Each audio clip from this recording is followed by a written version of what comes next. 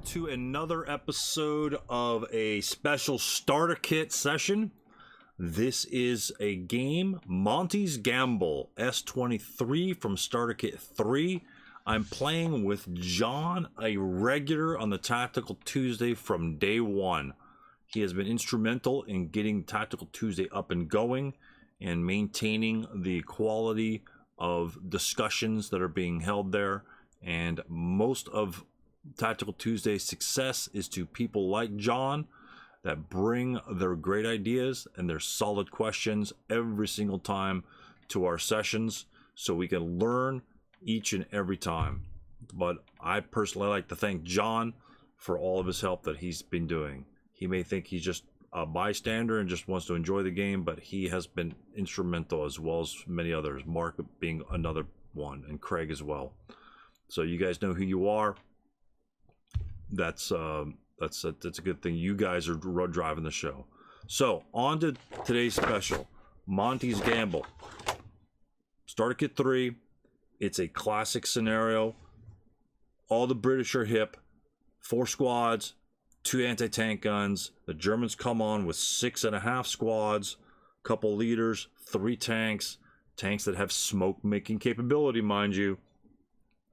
They need to get 17 points off. Each tank is worth 7. Each infantry is worth 2. 1 for half squad, and then 1 point for each leader, and then 1 point for each -1 on the leader's leadership rating. So add those points up. You get 17. Any combination you win the game. 5 turns to travel about a little bit less than half a board, or maybe exactly half a board. I think Q's, yeah, half a board.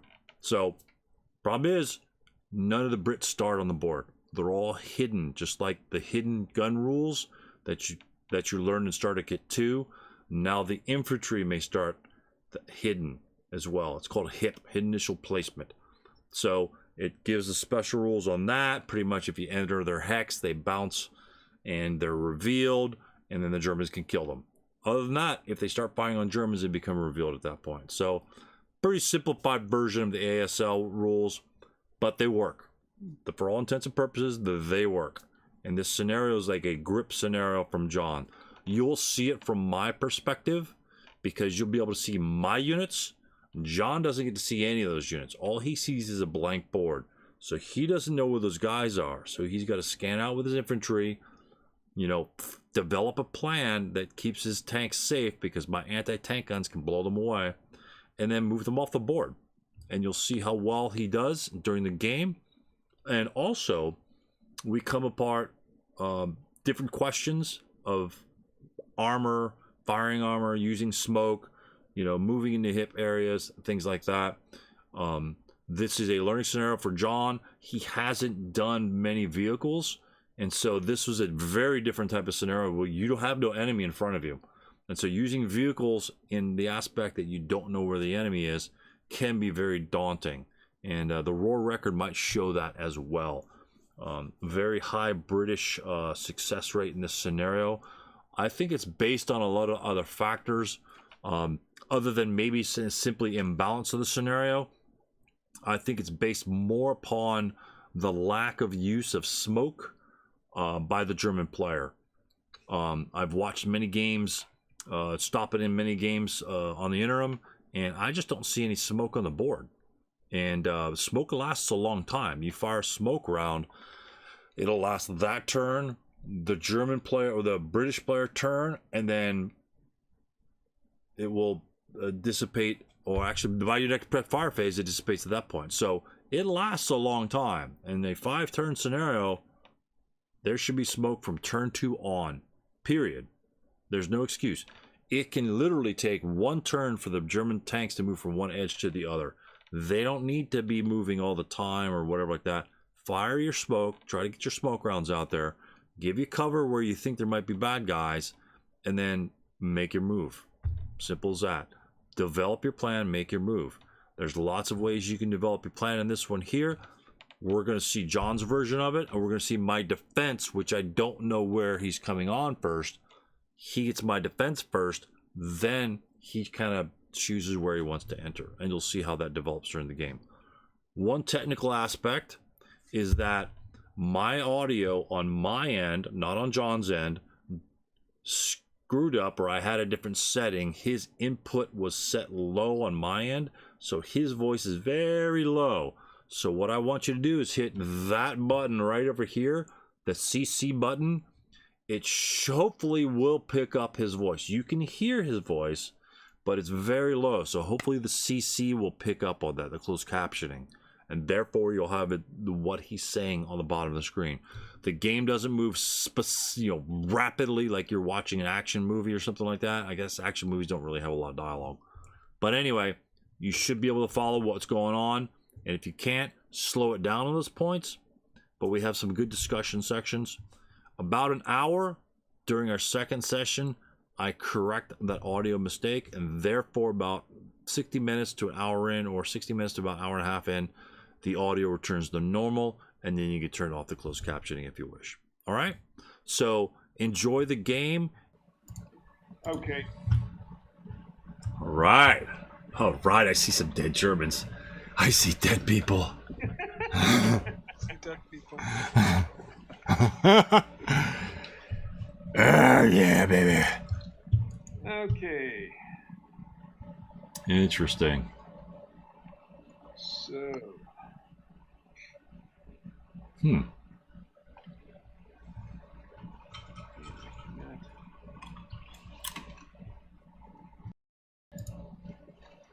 Okay, are we ready?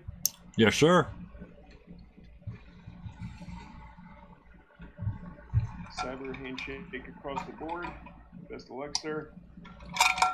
Go get him. Okay.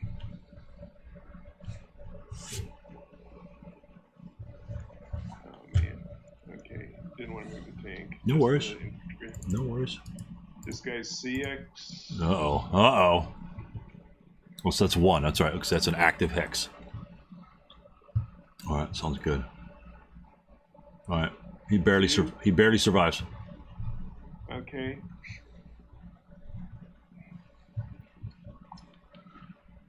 Ooh, and I could set up on hex for. Oh, huh. That's right. That's pretty damn close to your entry hex. I tell you what. That's pretty damn close. All right. Go ahead. 4. You're good. You're good. He's good. 3, 4. All right. 5, 6. All right. Looks good. Okay.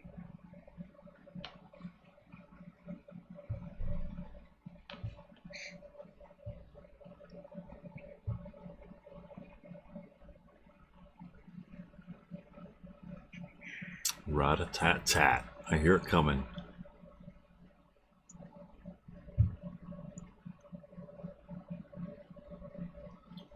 Ah. Mm-hmm. Uh-huh.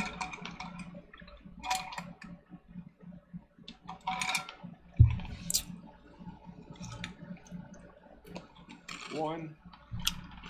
Yep. 2.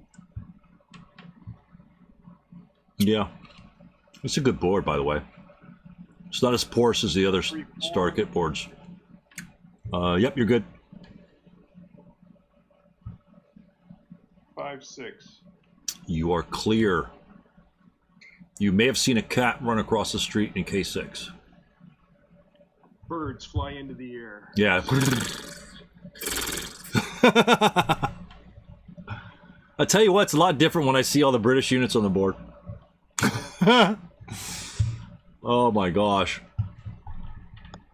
That's why I really love this scenario, all those hip units. Yeah, it's really cool. Oh my god, what's going on here? Wait a minute here. LMG boy, LX, CX. He's gonna go 1 there, huh? Hold the phone, hold the phone. Where are these 447s right here off the board? Oh man. Okay. Let me.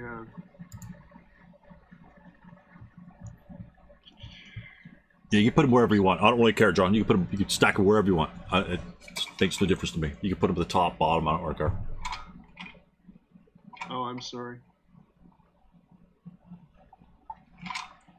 Oh, cool. What?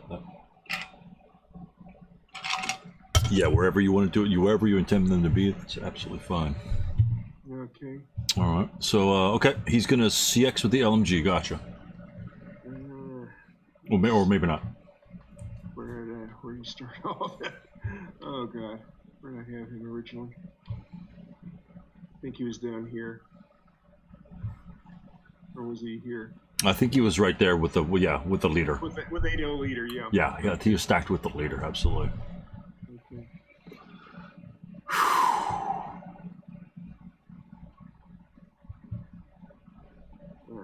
Interesting. I'm just gonna move one guy out and then try to figure out how to get everything stacked together. I'm sorry. Yeah, no worries. No. Don't worry. Take your time. Take your time. Okay, so there's one. There's one. Hold on. Hold the phone now. Okay. Oh, what do you got? You should have a shitload of guys to come on still.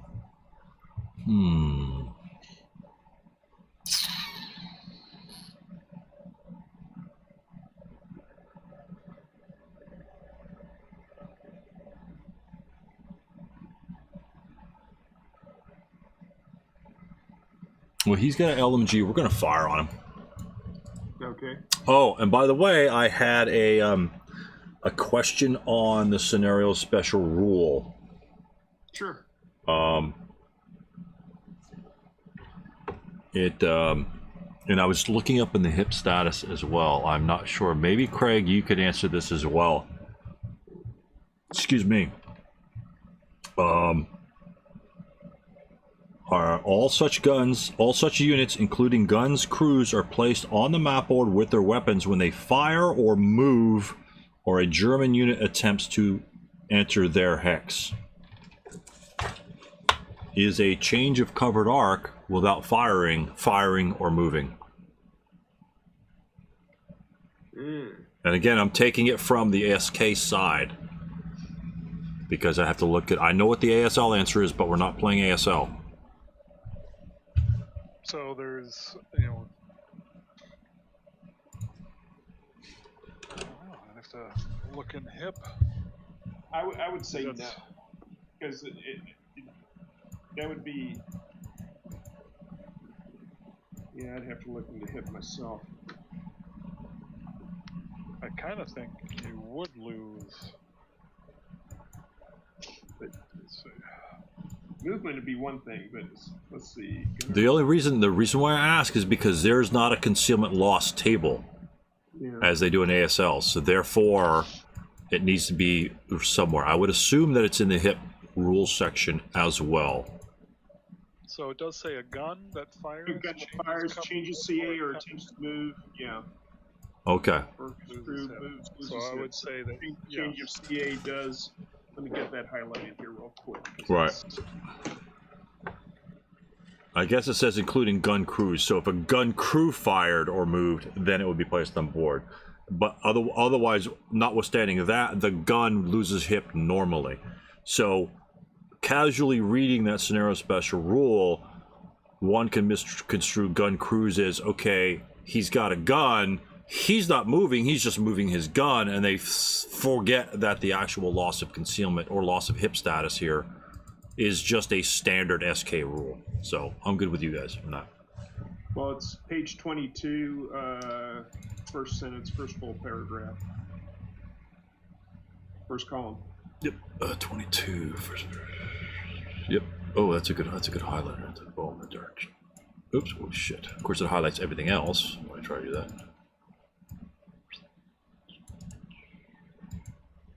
Really? Oh my god, I'm so inept. Oh, it's underline, strike, I'll highlight.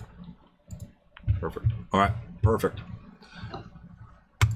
So I will fire, and I will reveal this unit here. Right here. Tell me where he is. Tell me where he is. K7. K7. Mike 9. Mike 9 would be a good one, but no, I'm a coward. I put him in the same bullshit spot that everyone else puts him in. So, so that is a range of 5. I will fire. I will fire the squad only. Okay. Okay. 4 down 2. Oh, and he's guess what if I roll doubles? He does not cower. Nothing happens. Nothing happens. Other than my snake eyes. So you'll be 4 down 2. Here we go. Let's go. Come on. Okay, that is a 4 on the 4. 4 on the 4. C and passes. Oh, you little bastard. Okay. All right, you're gonna do that to me, huh? You're gonna do that to me. So I'm going to see if I can get out of dodge here a little bit. All right.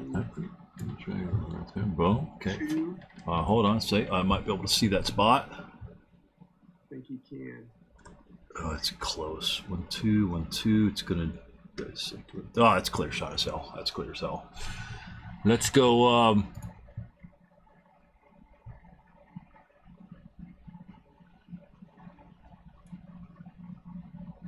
Man, if I fired the LMG, I would have had a rate of fire. Fire the LMG. Okay. LMG will fire. 2 down 2. 2 down 2. If I fire them independently, it doesn't really matter. No, he's good. Screw it. He's good. You got other guys who could do bad things. He's good. Okay. 3. Yep.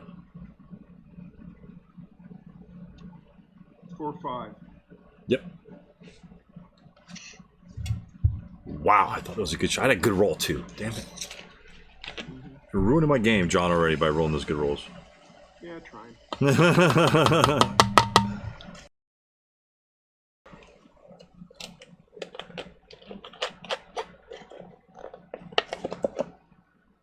Maybe I should have waited to see if you were going to move into 09.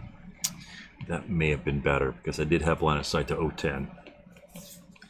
So that may have been a better thing to do. But we did what we did.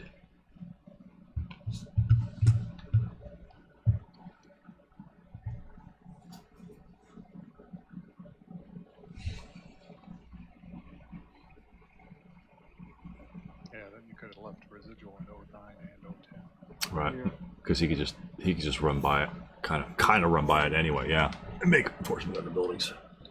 But so we'll see what happens.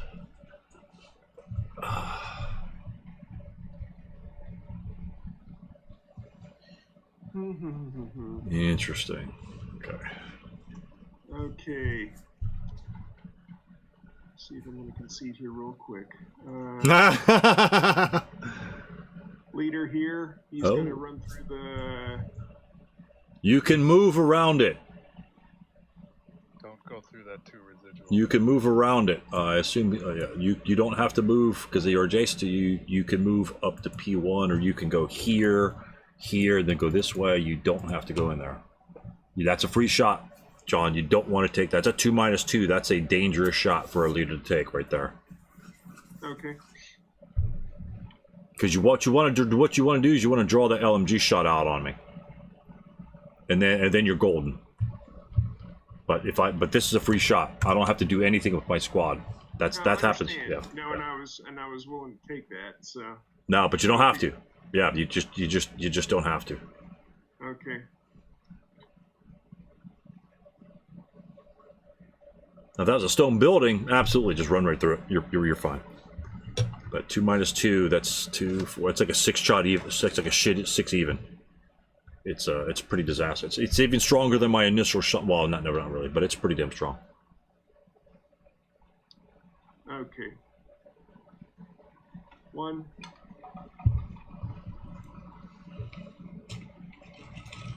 Any shots? No, sir. You only have 2 leaders, right? Ooh. Yeah. Okay. Yeah, that's huge. 2, 3. Okay, he's good.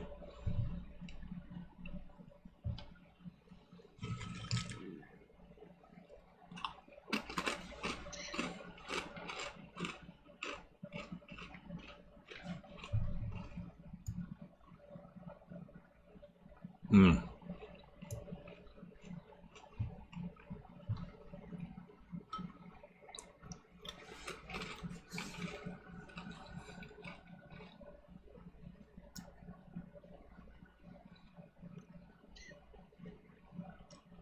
One. And I want to have the machine gun with him. Okay. Yep. LMG, definitely. Absolutely. Okay.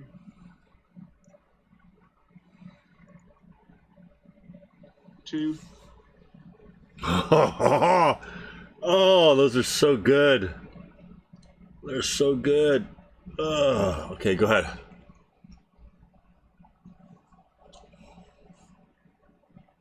Three. Okay. And since he wasn't CX, he's gonna stay right there. All right, sounds good to me. Those are very tempting because that's where a lot of your firepower comes from. Those little 6 shots. Those little 6 shots.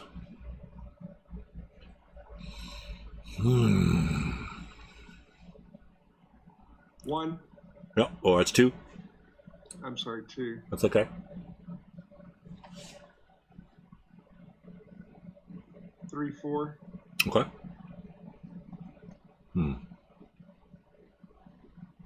6 is next guy. 1, 2. Yep. Yep. 3, 4. Okay. 5, 6. All right, you're golden.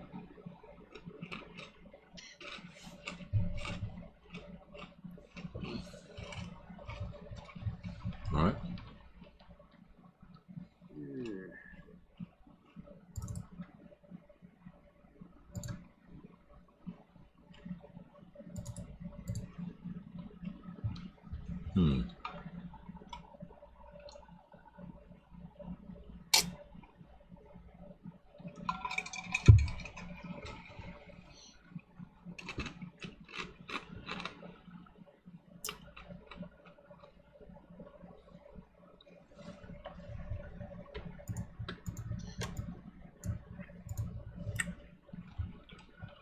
Moving the Stug 105 next.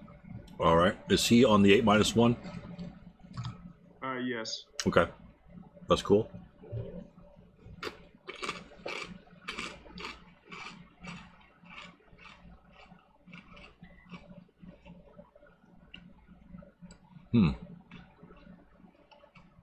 Okay.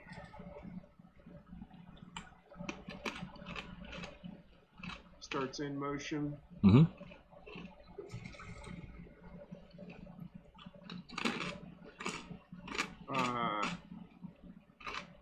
One.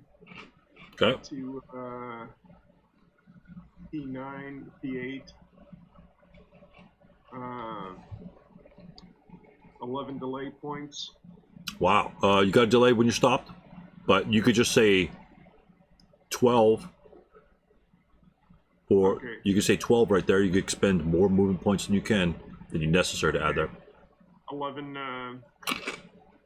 11.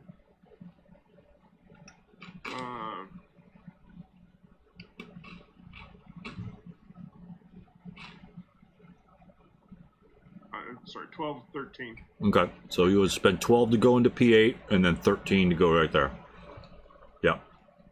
You could delay, but you'd have to stop, and that might expose you to different hazards.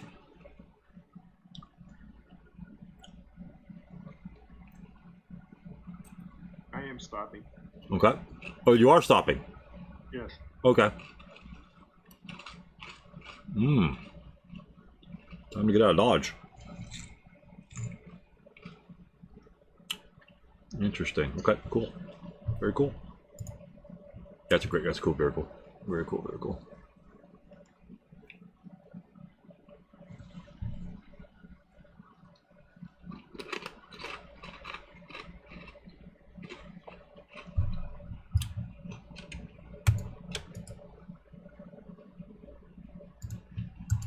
I'm really bunching up here. I really screwed this up. Okay. Take back the move if you want. Take it back. If you don't want to move that tank, that's fine. I'll let you redo that last guy.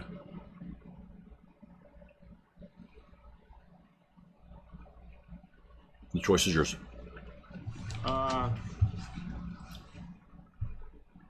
Actually wanted it there. Okay. Shove it up a little bit more. And are you there stopped? They're stopped, yes. Okay. Nothing changes. 2 shots. No shots. Nothing changes. It does give me another shot, another potential LOS shot. I'm like back from I4, something like that. But I will not shoot at anybody, that unit right there. That's cool.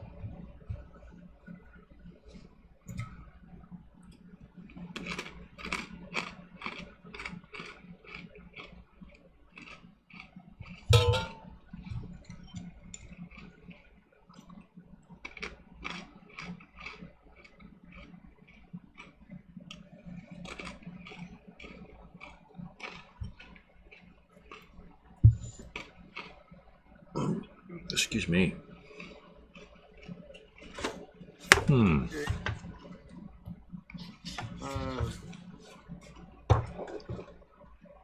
Southernmost stag. Okay.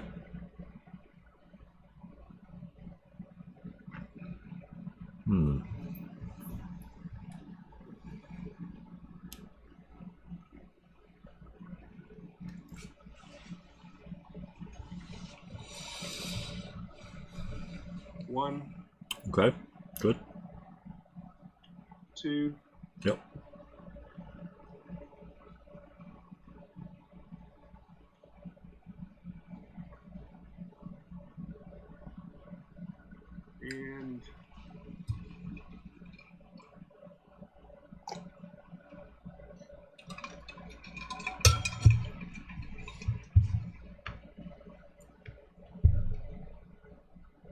11. He remains in motion. Okay. So expend 11 points to go in that hex. Okay. Now tell me something about that move, John. If that's where your destination was, do you want to expend 11 points in that hex?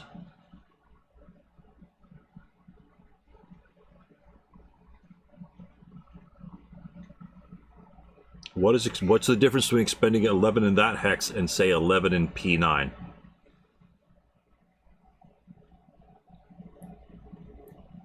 Is there a difference? Yeah, less, more cover in P9. Well, I'm thinking in terms of defensive fire. If I'm in H9, if I have a unit in H9 and you expend 11, let's say a different location because I could see P9 as well. Let's say that last hex is the only hex that I could see you at, right? And you want to do it in motion. If you expend everything in that last hex, I could shoot at you 11 times. So if you know where you're going to end up, just say, 11, 12, 13. That way it's only one movement point for that specific location. And I can only fire on you once.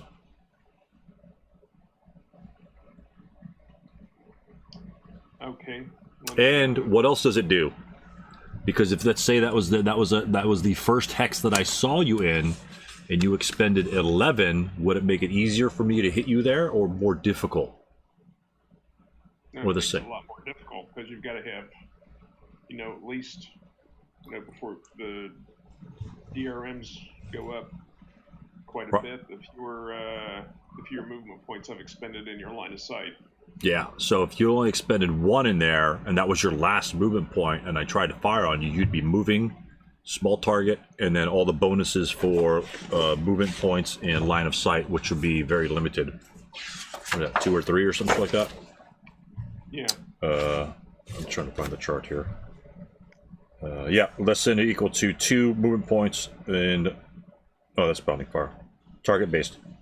Less than or equal to 1 movement points and fires line of sight. +4, really? Oh, motion, or. Why is it +4? Oh, it adds them together. Okay, gotcha. Yeah. I was just like, what the hell? What the fuck, So, yeah. So, yeah, it's a little... I'm using the SK charts, which I usually never do, so I'm going to get confused here. So anyway, yeah, that would be a +4 plus size. So it'd be a +5 shot on you right there if you only expended 1. Now, if you expended 11, it would only be a +2 shot plus size. And so, yeah, you want to expend them beforehand, but sometimes it's more difficult. It's easier said than done. So, but I just want to say, again, we're learning out. We're trying to figure out where we want to go. If that's all the further you want to go, do exactly like you did with your 105, 12, 13, 14. Or whatever like that, whatever you did, 10, 11, 12, stop. Exactly like that, 10, and then 11, 12, just so you give me the minimum time on target. So just in case I was like an N10 or like an N7 or some shit like that, you know. Well, obviously it can't be an N7 right now, but if I were set up for a spot where I could see you. So I'm sorry if I kind of dragged that out there, but I just want to make sure. No, it's excellent stuff. So. And he's in motion, right?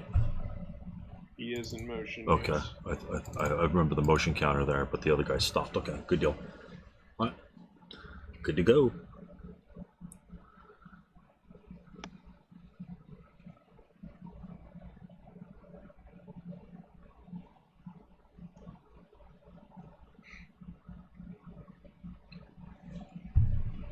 That lonely 2 residual. Yeah.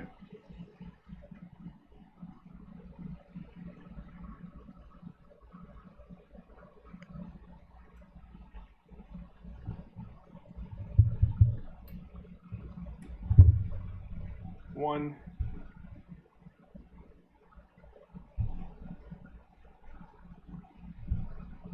Yeah, you good?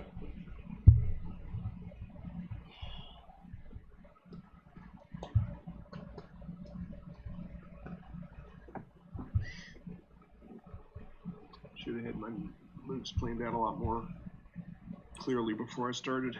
That's all right. Take your time. Take your time.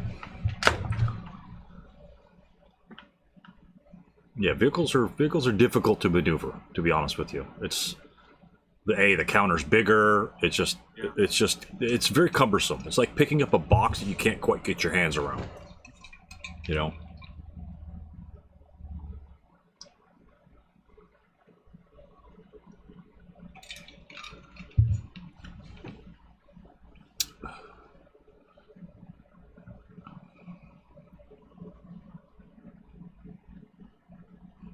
Oh, right.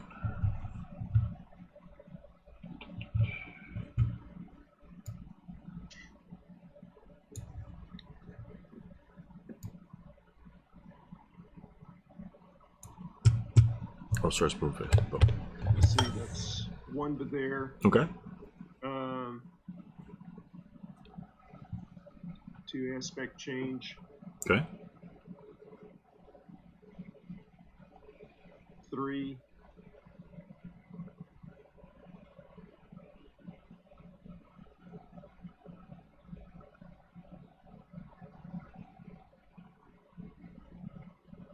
9. Oh, I got you. Change. And stop. Okay. All right. Again, I'm not sure that SK really describes it that well. Off-board movement. It's only because, not that my guns, I mean, my gun could technically still be right here.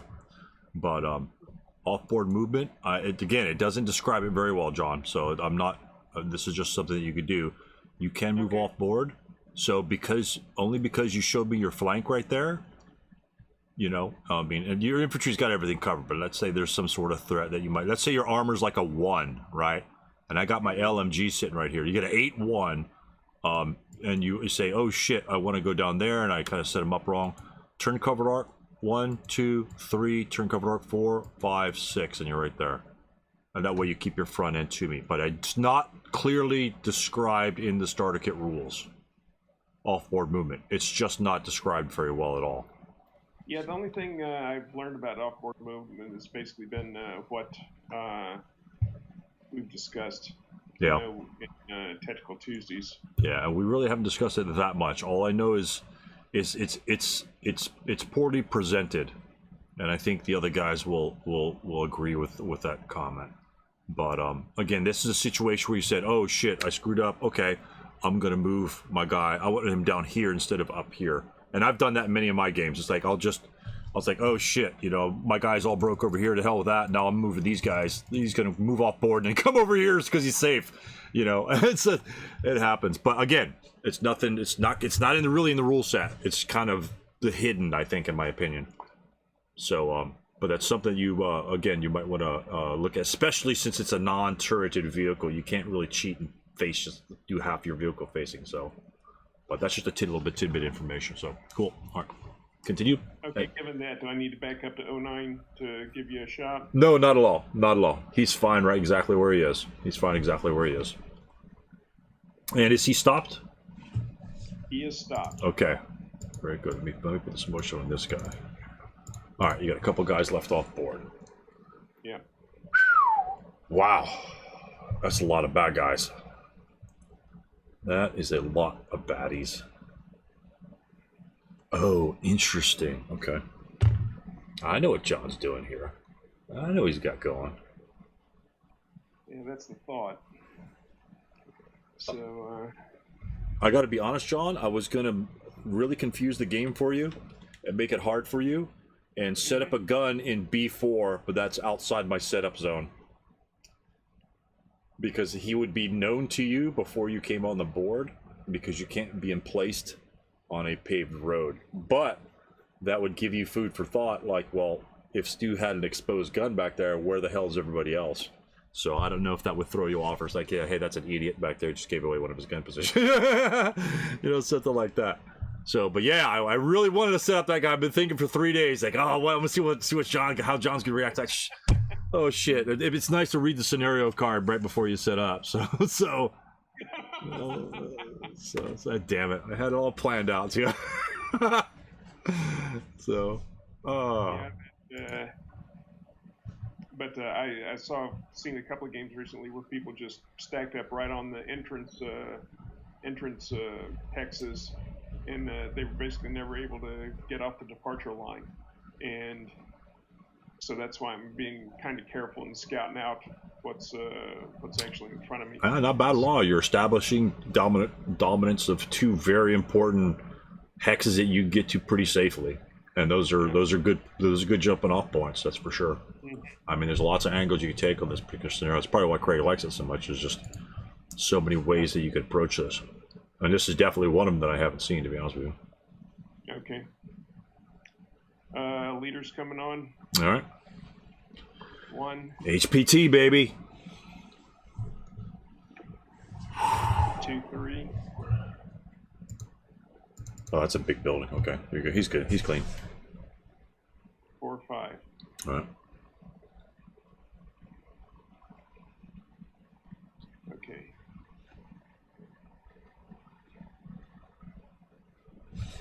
Damn. Shoot my LMG at some. Oops, sorry, my bad. Go ahead and get him. Shh. Yeah, I could possibly do that. I could probably do that. 2. Yep. 3. Yep. 4 5. Okay. Sounds good.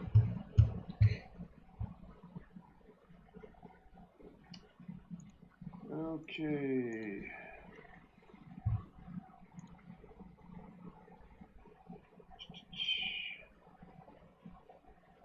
Your defensive fire. One good thing is most of your units can't see my guy on K7. So, all right.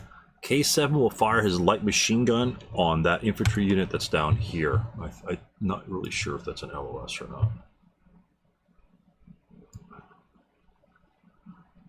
not. Is that on the dot? I can't really see if that's on the dot or not because I got the tank. I have my tanks on the board, so I'll just move that for a second just because my settings are kind of wonky. No, I understand. And fire's right there. Yeah, it's blocked. Wow, damn. I thought it was kind of clear. Okay, let's roll for the gun. Oh, it does get ready to fire. That's sweet. Okay.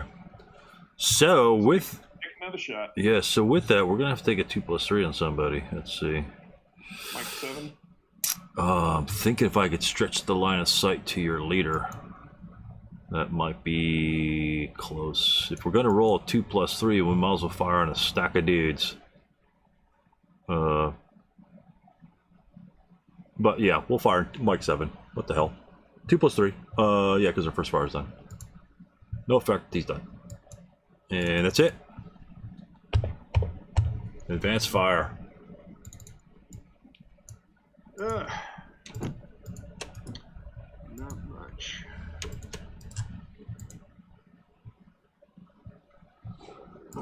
Excuse me.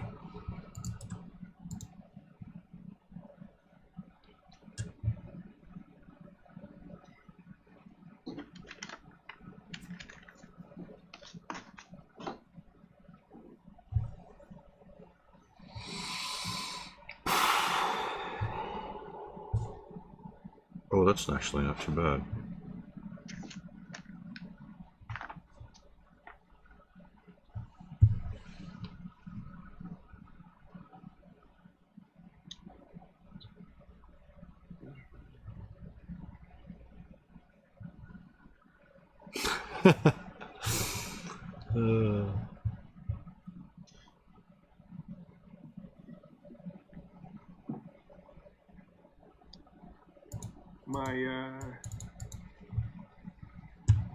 Okay, this is make sure I work through this. Yeah, absolutely.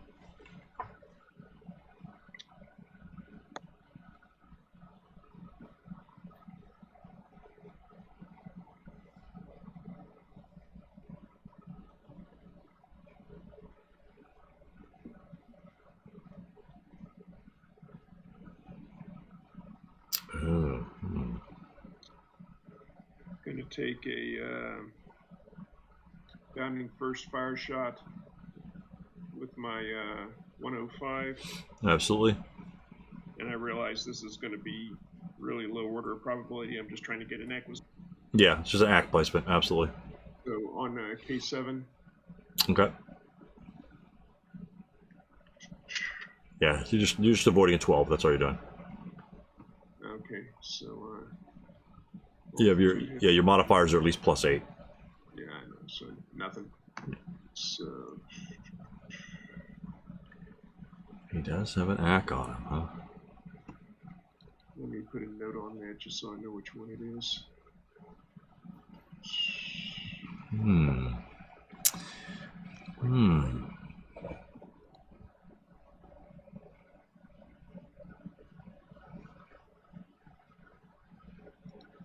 Interesting. Oh man, I've got to stop doing these games at 10:30 at night. No, sorry about that, John. Sorry about that, John. I get it, but that was my own poison. So. No, I couldn't start at 5:30 anyway. I just got home at 5:30. We our inspection went a little late, and you were busy too. So, but 6 o'clock was a perfect time. Oh, for me though, but I know it's late for you, so I was worried about that. Oh, you little bugger! You're gonna make me choose. You're gonna make me make a big decision, aren't you? That's the idea. Big decision there. Okay, this is gonna be interesting. All right. I can stretch here for a minute. I'll do some calisthenics. All right, before we get to my turn. Okay, so in continuing futile attempts, I'm going to do advanced fire from here. That'd be 2+4. Oh. Against these guys here. Sounds good to me. All right. It's all good. It's all good. You're super low, but yeah, what the hell? Yeah. And super low. Let's expand that stack there and see where the bad guys are. All right. No leaders on the bottom. Move the LG up a little bit there. And hold on. I'm missing a. Oh, there's a leader. Okay, I was missing one of your leaders. Okay, I gotcha. I didn't know where it was. 08. Yeah, both the guys are right there, closer. That's right. Let me, I'm sorry. No, you're fine. You're absolutely fine. That's like the only stack I didn't expect. It's like, wait a minute, I thought is the end of one of these tanks? That's all good. It's all good. Oof. You little bugger. Okay. And this guy here. All right, absolutely. He's going to do bounding fire shot area against an empty hex. Okay. I-10. Sounds good to me.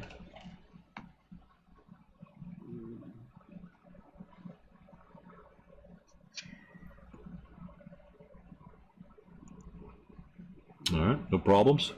I haven't even named my damn tanks yet, so.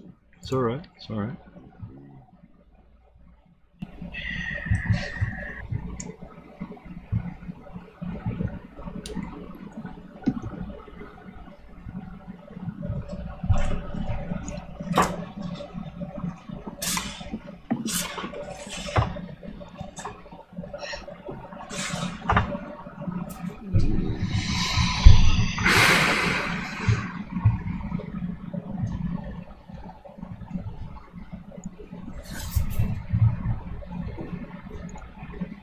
Thus end up my advancing fire. Okay.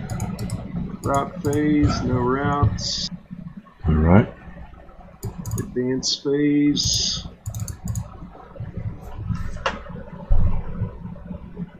These guys move up. Yeah, those little buggers make it to the building. Damn it. These guys move in.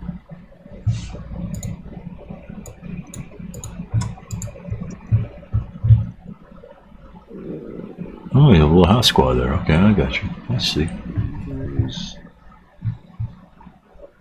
Yeah, I'll do them all.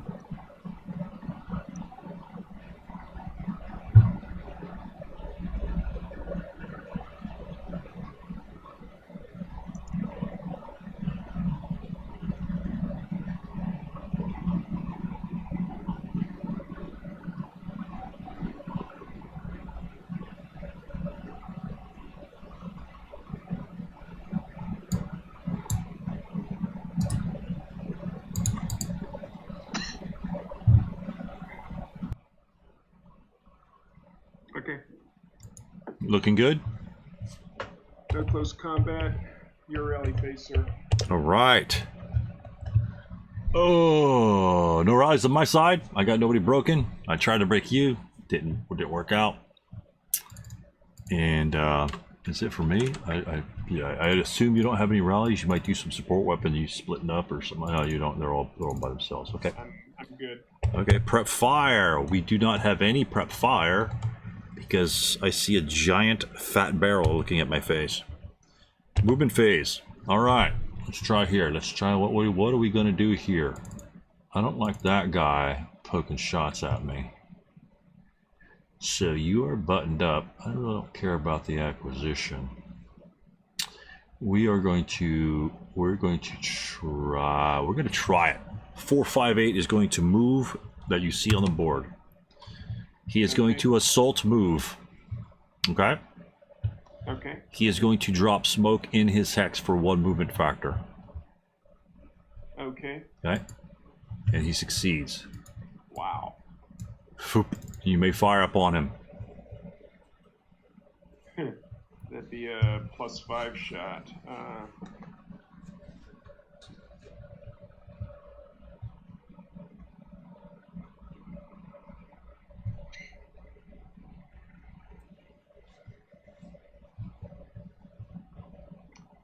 gonna take a shot with the 105. Okay. Oh man, that is gonna fucking hurt. I don't know if I'm. Oh. Let me see if I can get this. So defensive fire. So buttoned up. That's +1. Right. +5 for the smoke in the building. Right. So that's +6 right there. Correct. Down 1 for acquired. So that's +5. So what do we need? A miracle. Yeah. Infantry target type at 3 hexes. That's going to be 3 hexes. That's going to be an 8. I need a 3. Okay. It's been done before. I don't want it to be done now, but it's been done before. No kidding, yeah. What do you need to crit? A 3. Nope. Well, that's the 3 that you need to roll. Or is it possible that you can crit this guy without rolling snake eyes? No. No, because all the modifiers will take you far beyond what that modifier. We're +6 already, so yeah. But just to reiterate that, because that's kind of a confusing thing, the critical hit thing, and a lot of people. I'm not saying SKers, ASLers have no idea how to crit things. They crit things in the wrong values, and I'm a part of that as well. It's just something because I don't use guns a lot, but it's just something that you have to stop and pause. But so okay, cool. So you will DD3, good sir. Take a shot. You get one shot only, because I only expended 1 movement factor. No, that's true. Yep. And Oh, flip it around. That would have hit. Holy shit! Woo, that was close. broke the gun, so That's all right. You're looking good. You're looking pretty. I got lucky, and we flipped that over to not size, to Make it -2. Yeah. Okay, so now you've dropped smoke. Where are you going? Are you going to fire anyone else? Not now. Okay. I'm waiting for you to get out of the building. All right. So now I have a question for you, John. If I move to K6, what happens to the acquisition? Acquisition tracks as long as I have LOS. Right. Am I in your covered arc? Yes, you are. Am I? No, I'm not. No, you're not. Does it track? No, it does not. Back it up. What'd you say first? No, it doesn't. No. What? No. What'd you say first? At my first time I asked the question. What was the qualifier? Line of sight. It Right. will track him even though he's out of your covered arc. Okay. Don't ask me why, but that's the rule. So, Oh, that's weird. Okay. so yeah, it's exactly right. It's not really intuitive. It's just yeah, but you know, game mechanic, whatever. It's something that you definitely want to keep track of, especially if you have a SP gun, because when you do a change of covered arc on that side, it's +3, and you just negated most of that modifier from your acquisition. So when your opponent tries to pull that shit on you and thinking he's safe, then you just turn and you let him have it. You know, you just let him have it. But I'm not going there. So Yeah, so I figured so that's one movement factor there, and then he's going to go 2 movement factors right there. And then he's done moving.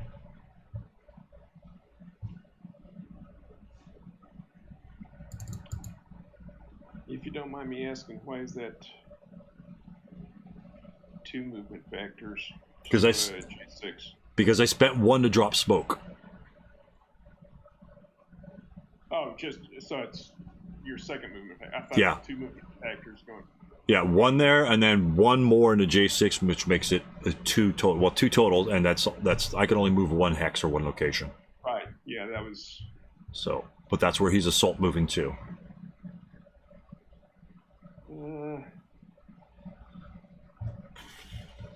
I didn't like that 4.67 LMG in N6. That 6-up 1 shot is did not excite me on the move.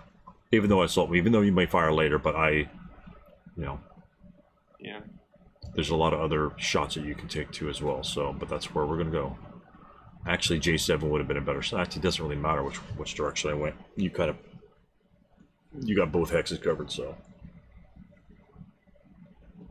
No, I think J7 is probably far worse because I would have had a. Oh, right, the K8 from the other unit. Absolutely, straight yeah. shot from here. You know, Right. That would have only been 1 hindrance. Right. You know, wouldn't have even crossed any of the smoke hexes. Now I'm going to ask you a question. I mean, you may fire, but I'm going to ask you a question. What's the difference between assault moving to J7 and J6 from my perspective? From my perspective, this is much more valuable, right? Because you got a hindrance. It's much more protected. What am I thinking about when I'm going to J6? I've said it every single time. What am I thinking about when I go to J6? You're thinking about where you're going to be able to go to. When? In the advanced phase. In the route phase. Route phase, yeah. If I go here, I'm probably going to be stuck in those buildings right next to me. If I go here, there's a potential that I could ignore I7. There's a small potential, but probably doesn't exist. But I could possibly ignore I7 and then route further back to get away from your guys, because this is death. This is bye land. You know, I don't want to end up there unless I've got a hidden leader somewhere in there. But this gives me a couple. I can still go there, but this gives me a couple more options. It's a little more riskier. But I've been broken by 2+1 shots before, 1+1 shots before, so I'm no stranger to that crap. So, but yeah, he assaults to move there. So you can fire. If not, you could probably just wait if you want. But he's done moving.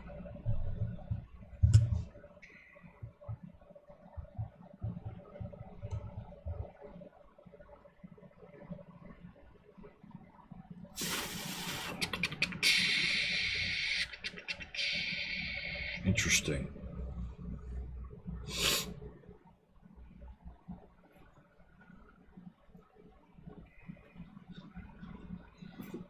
And you can't track him because he's out of line of sight. So if you're not going to fire on him, I am done moving. It is defensive fire phase, and the smoke dissipates. Okay. Defensive fire.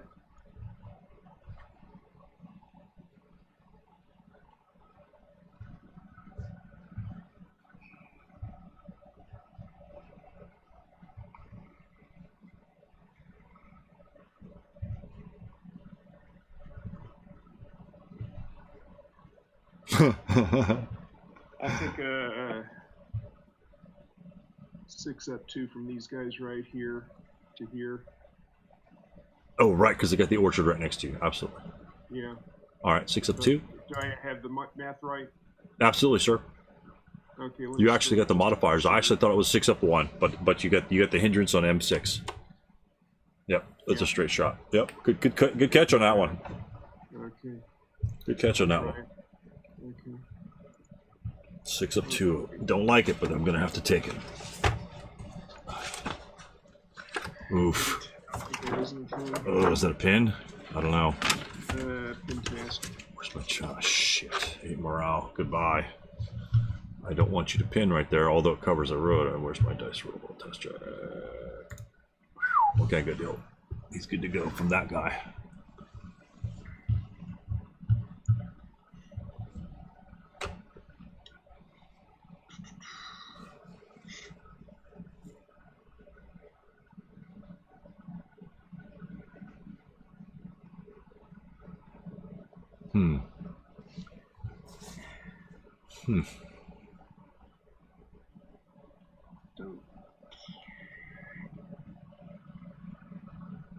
I may have a shot. I'm gonna try the 2 squads here. The right. 8 up Do 1. you think that's clear? If it's clear. Yeah, I don't think so, but I'm gonna string it anyway. No. Do you think it's clear? I do. All right, clear as a bell. It's clear to me. You don't even have to string it. Okay. Yep. Clear as a bell. Good shot. That's a good shot. That's a bunch of dudes. 8 on the 8. It's a morale check. Get MC. Yeah, it's a morale check. He's doing good. Morale check. Come on. Oh my God. I'm gripping. I'm gripping.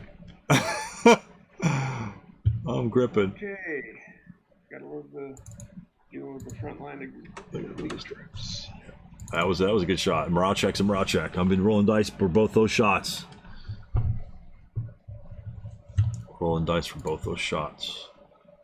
Yeah, that's a close one there. Yep. Very interesting.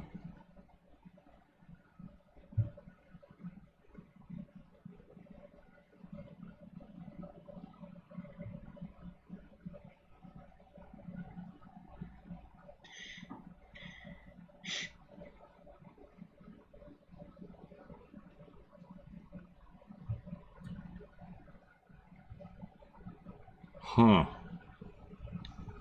Okay. That's it for defensive fire. Over to your advance. I'm going to go ahead and clear the first defensive fire. All right, no problem. Advanced fire. I got a 2 plus 4. 2 plus 4. I'm going to be a pin task check. I have no fire. It won't yield anything. I have no routes. I do have an advance though. Okay. Where are we going? I need to clear the map. I gotta figure out what I could see here. Okay, where are we going? Are we going there? Or are we going staying where we are?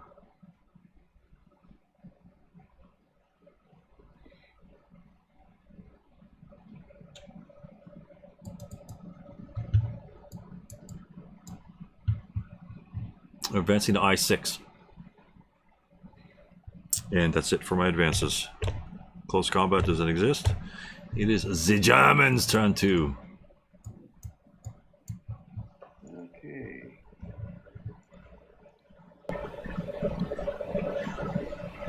Only phase in. Gosh, I gotta do something here. Oh, move. Boom. There you go.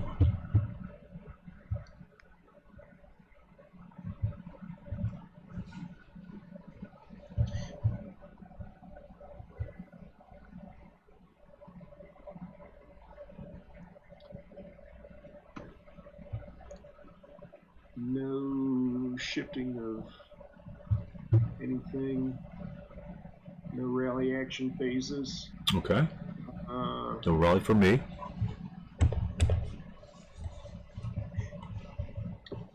My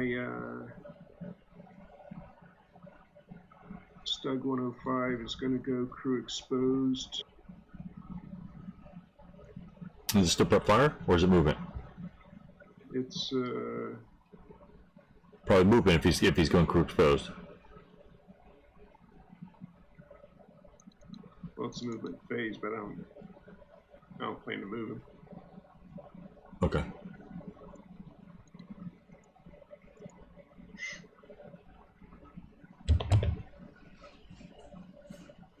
Hmm.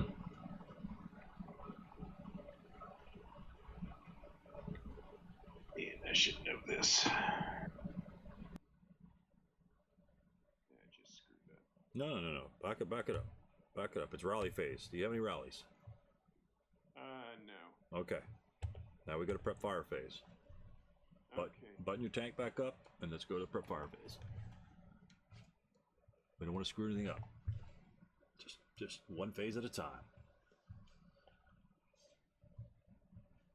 Do you have any prep fire? And what has to happen first in prep fire before any other thing shoots? Smoke. Smoke. Smoke has That's to come prep fire. that's very important to remember. Yes.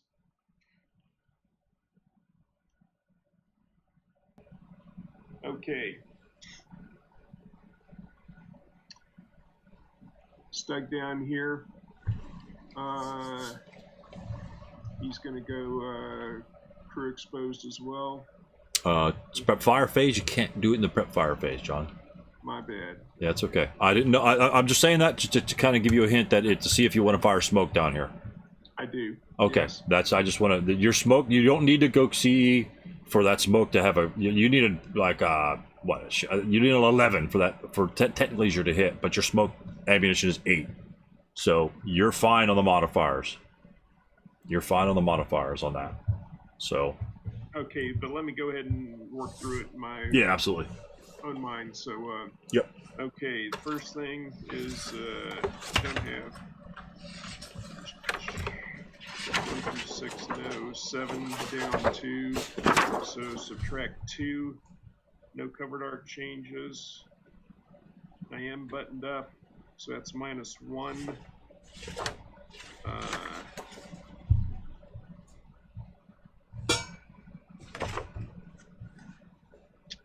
There was one here, I think, firing at an empty hex. Oh, interesting. Okay.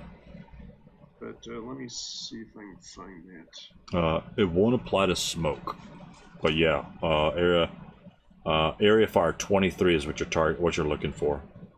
Number 20. Well, my chart says 23. It might change in some of the. So do you see it on 23? I do. It says area fire, firing at empty, +2. What else do you see there? That's all. That's it? Yeah, that's all. So let me take. Oh, mine says NA for smoke on my chart. My handy dandy chart. It says NA for smoke. Which one are you using? I'm using Neil Euland's charts. Which I'm using my SK3 charts right out of the box. Not saying they don't have errata, but I'm using them right out of the box. Mine says the same thing. Yeah. Are the charts? Are those the Valzel charts you're using, or a different fold-out chart? Well, it's.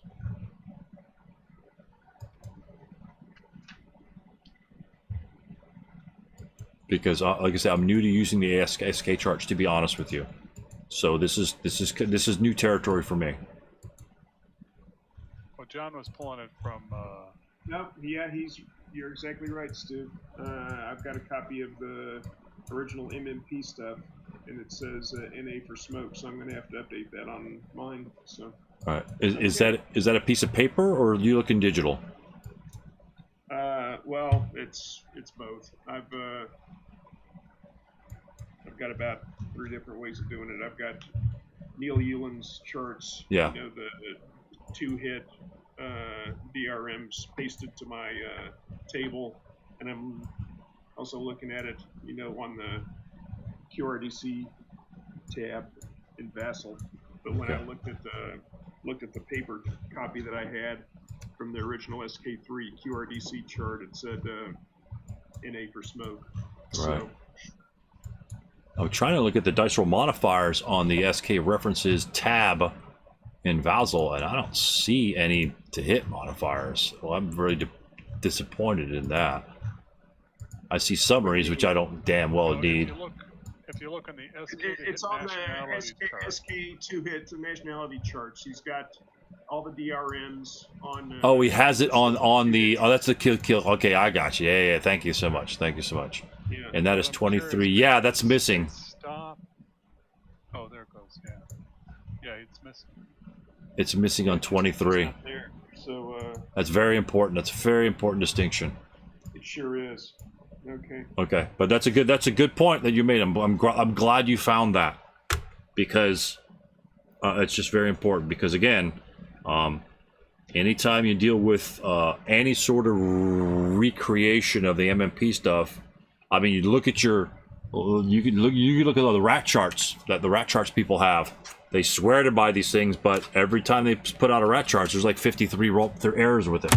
So, and you know, when you just copy a chart over, you're simply just going to make errors by copying it right on over. You're not even they're not even creating anything. They're copying right on, and there's still 53 errors. So that just goes to show you the difficulty of creating those. Yeah, you're right. There's nothing original there, but they're just handy dandy. So perfect example of just making sure. And if you knew the rule, right? If we knew the rule really handy dandy, which I gotta be honest with you, we shouldn't have to know the rule, because we just look at the target chart. That's what we're looking for. You know, this precludes us to have to really memorize all these extra rules. I just go through the to hit dice roll modifiers, and I'm good to go. But leaving shit off there is kind of important.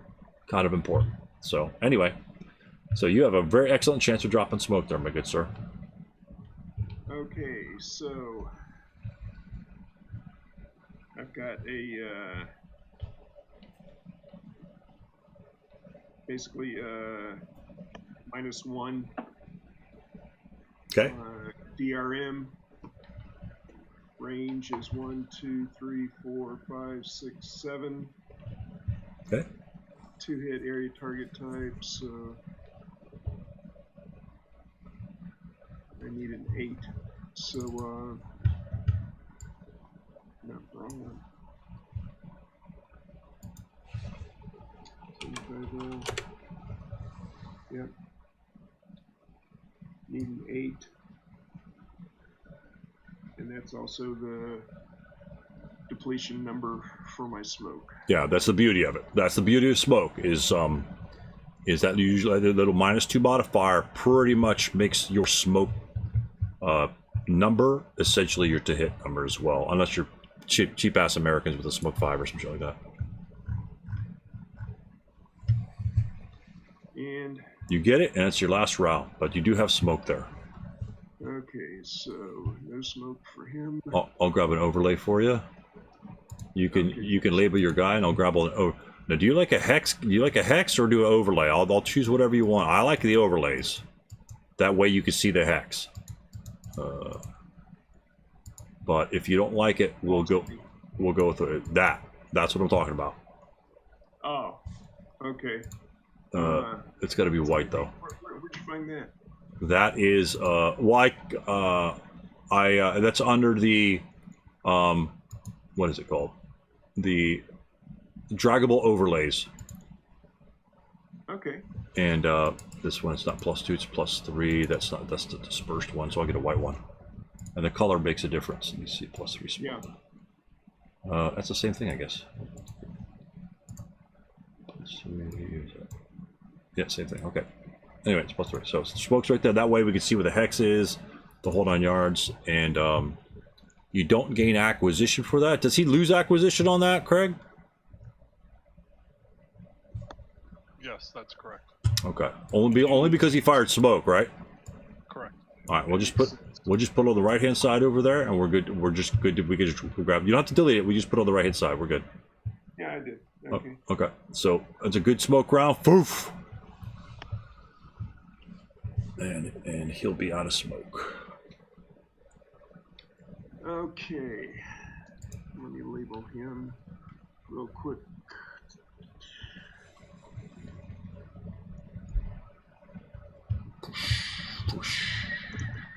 Where is that, Craig? That I can highlight it in the book? I'm just under acquisition, or is it under smoke? I don't remember. I don't remember where these things are. Okay, my bad. I remember the rules, or usually do. But... All right, target remains acquired until the weapon 610 23, top left. Fire smoke right there, and it's already highlighted, so I already did it before. I just too dumb to remember. So 610, top left of page 23. So a very key point. Very key point. I didn't know if he'd lose it. Yeah, I highlighted too. Target acquisition is lost. Yeah, yeah. I didn't know if he just. I don't know. I know it didn't. The first paragraph. Where is that? Yeah, first paragraph, about halfway down. You see the -2 level. It's right at the -2 level, about 6 or 7 lines down, and then you read from there. It tells you all those conditions where it's lost. Well, actually, it's in the second paragraph, almost the last sentence. Smoke may take advantage of target acquisition, but does not gain target acquisition. And once a smoke shot is taken, target acquisition is lost. Oh, right. I was looking above it, and it tells you where everything. It says changes covered arc without firing, attacks a different target, malfunctions, fires smoke. Fires smoke. Yeah, Yep. fire smoke. But yeah, but that down the bottom it says you can use that target acquisition to take the shot, but then you'll lose it. So, and that is highlighted on mine as well. So thank you very much for that. I'm pretty sure we covered that in a Tactical Tuesday, but again, that's why the highlights are really good. I went to the page, boom, there it is. Cool, very cool. I love this like digital. I was not a big proponent of the digital stuff until you start using it, and then you can't bitch about it because it's really useful. So, I'm still using the paper. yeah, the paper's okay. I got the digital big rule book. I'm trying to use both, and it's sometimes it's hard to keep up with what I have highlighted. Where I try to do both, but That's okay. Sorry. yeah. Okay. Very cool. Very nice. This one, gotcha. Okay.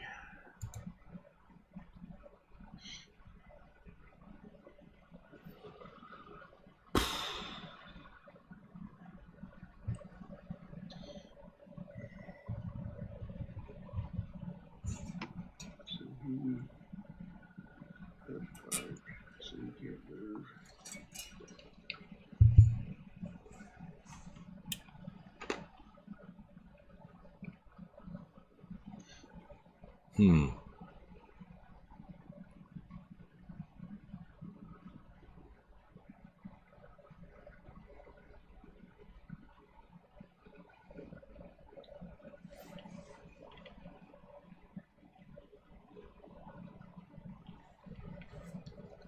This guy here.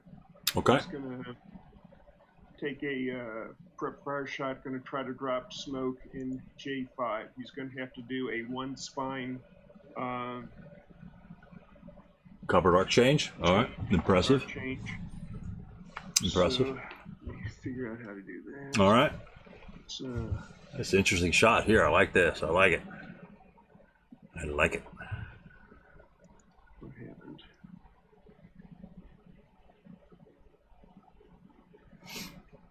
Interesting. Okay. Ah, you little bugger. How's it going? I don't know. Let's see. I'm clicking on the. Okay. I should be clear from the map, so maybe it was me that was freezing you up. There we go. Okay, I may have frozen you up there. I don't know. All right. So this is a good shot because now we got a lot more wonky modifiers coming in play here.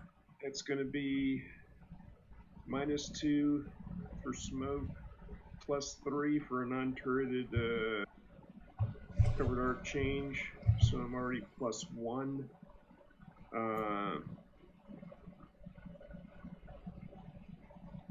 buttoned up, +2. Okay. So I'm +2, so I need a 5. Hmm. What do you need?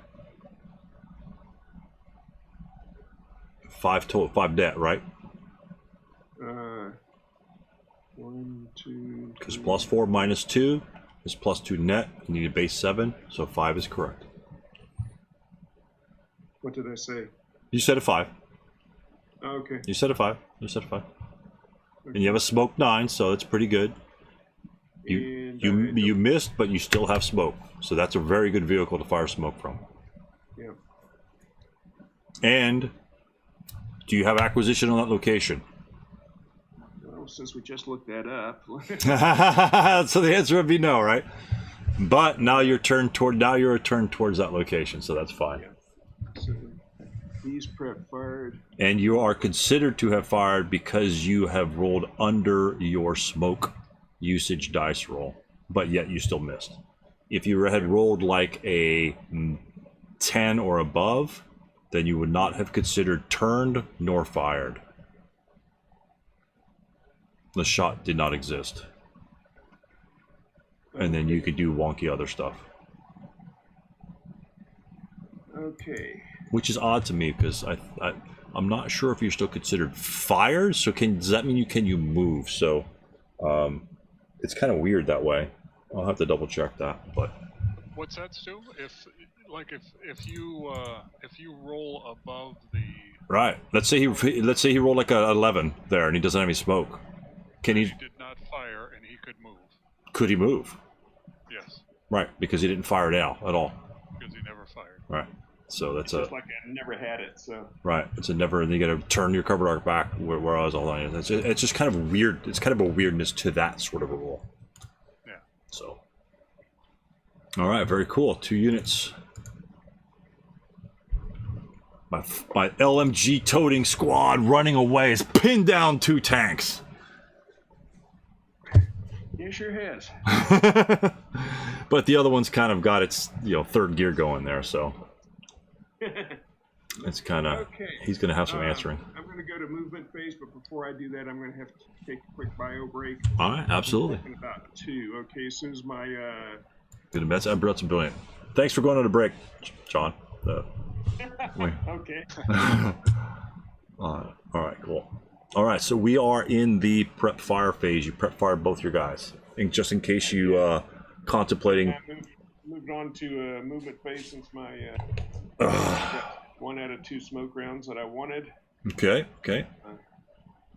I like that shot. I like that shot to J5. I do, especially with your smoke 9 guy. I like it. Smoke 9, smoke 8 doesn't really matter. I would have liked it a lot better had it actually worked. But, Decent shot. What can you do? So.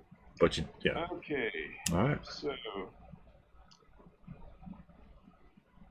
Gonna go with guys out of this stack here. All right, those cowards. Okay. Interesting.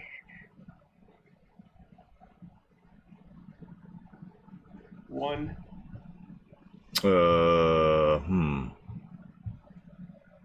Oh yeah, it came from the stack. Gotcha. Yeah. Yeah, gotcha. CX. Okay. 1. All right, good. You're good. I can't see through the building, unfortunately.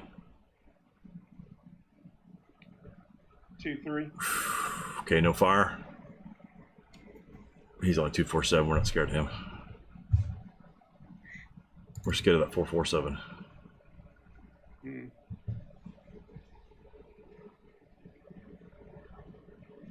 I must have got a lot of dust in my eyes or some shit. 1. Okay, you're good. 2, 3. All right, we're still scared of him, but yep, good. Damn, that's pretty rough. That's pretty rough.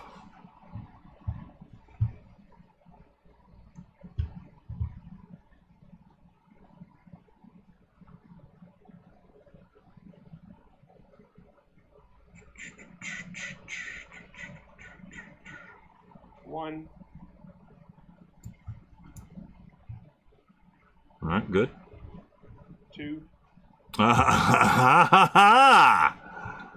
Yeah, I think you missed the memo. Oh shit. All right, you little bugger. All right, go ahead. I'm not gonna fire at him. Yeah, whatever. Okay, go ahead.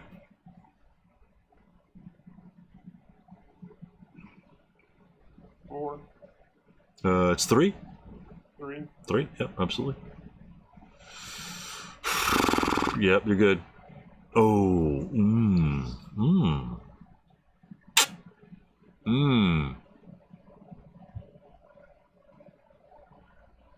And 4. Okay. Wow. Okay, you're good. Holy shit. Yeah, no fire on that guy at all. Unfortunately.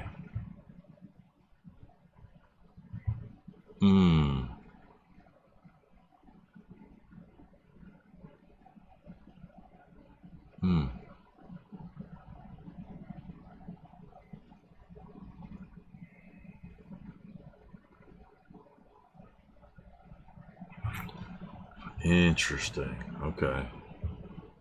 Interesting. Jesus, it doesn't look like you have a lot of infantry. Sure. You missing some guys there, John? What the hell's going on here? 6 guys in a half squad. 6 squads. Damn. 1, 2, 3, 4. Hold on. 2, 3, 4. No, you're missing somebody. Did we delete somebody? Did I delete somebody? You're missing I thought you had 2 447s. Remember you split the stack? Oh, is it under? Oh, it's under the 8-0. My bad. I'm stupid. Thanks there. I'm having the yeah. Okay. Woo. Okay, I got scared. I've done that before. Leave guys off the map. It kind of hurt you. Me too. And unfortunately, I was playing the Italians. Oh God. A leader. So you need to probably add 4 extra guys just to even make it even. Oh, interesting. Yeah, he's busting ass down the road. I don't like it. I don't like it. Or maybe I do. Maybe. That's bold. That's really bold. But you have succeeded in obtaining a position. Shoot.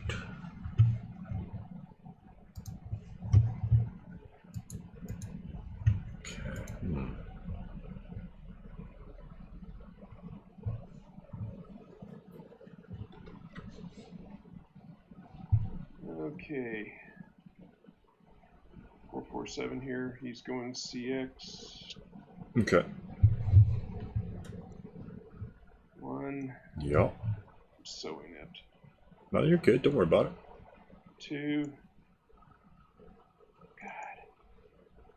He's doing the Iron Man tank pull. Yeah, pretty much. 2. That's good. That's no worries. No worries. 2. LMG's on bottom. I don't like those LMGs. He's running. 3. Jeez, some bitches are bold. He's thinking, Jesus. All right, good. You're good. 3. I don't like it. 4. I don't like that. Go ahead.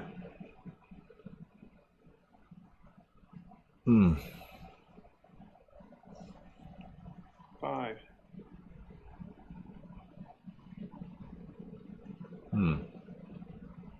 That guy must have got lost. Okay, go ahead. You're good.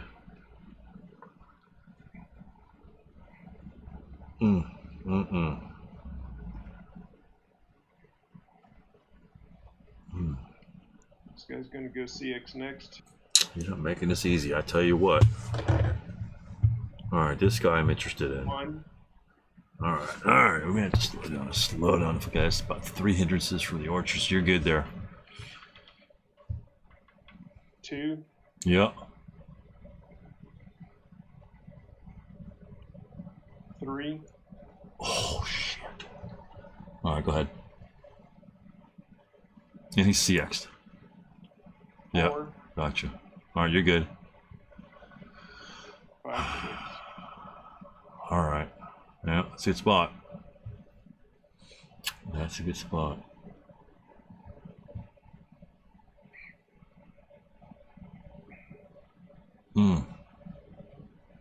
Alright.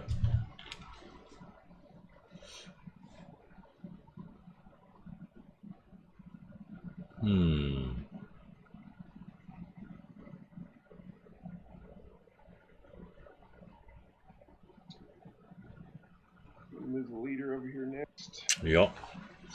High priority target. 1. All right, can't see him. Good. 2. Yeah, 3. Yeah, okay.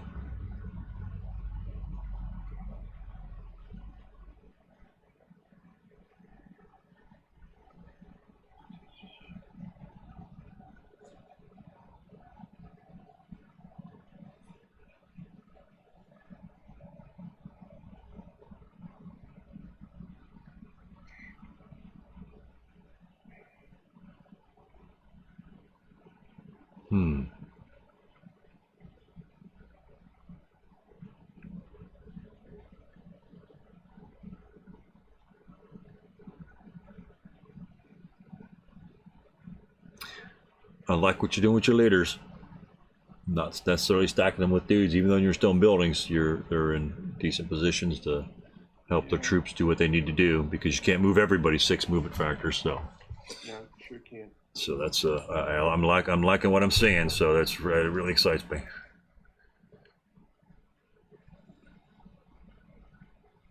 God, that's a shitload of dudes on the front line. That's a shitload of dudes. And then these guys next. All right.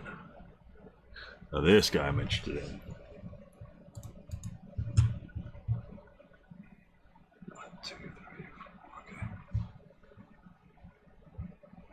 1, 2. Okay. I'm sorry. Are you finished moving your leader in L8? In L8, yes. Okay, that was 3 moon factors. I just want to make sure that you didn't forget him or distract you or something. Okay, 1, 2. He's fine. He's good there. Stone building, so I don't really want to fire at you in stone building. So. Okay. In.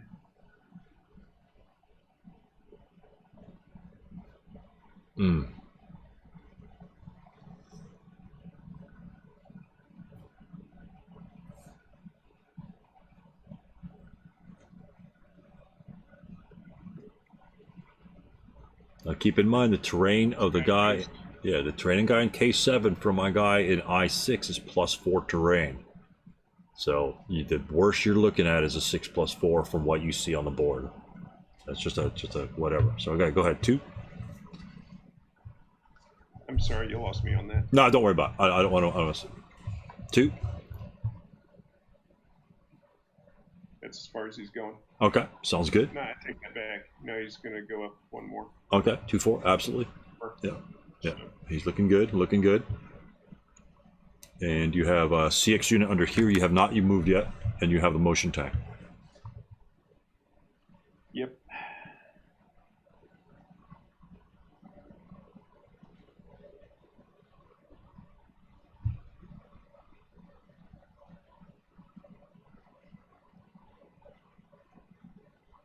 Interesting. Okay. All right. Hey, making progress. That's for damn sure.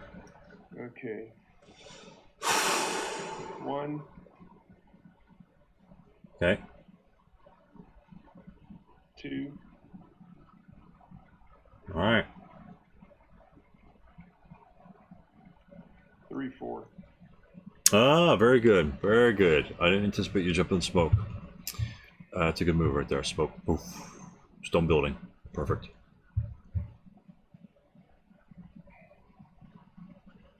Okay, that's good.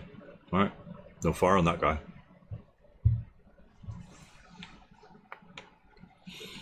Okay, tank's going to move. Stug. Okay. 1. All right. 2. Sure. 3. Sure. Ooh. Okay. 4.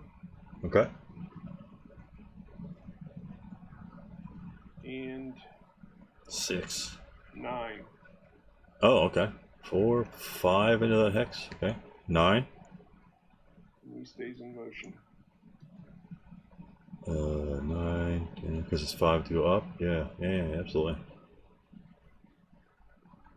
All right. And your defensive fire. Don't give me a lot. Okay. I think the only good shot I have is right here in the middle against that 447 that I was scared of. Let's fire 6 up 1 on you. How about that? That works. 6 of 1.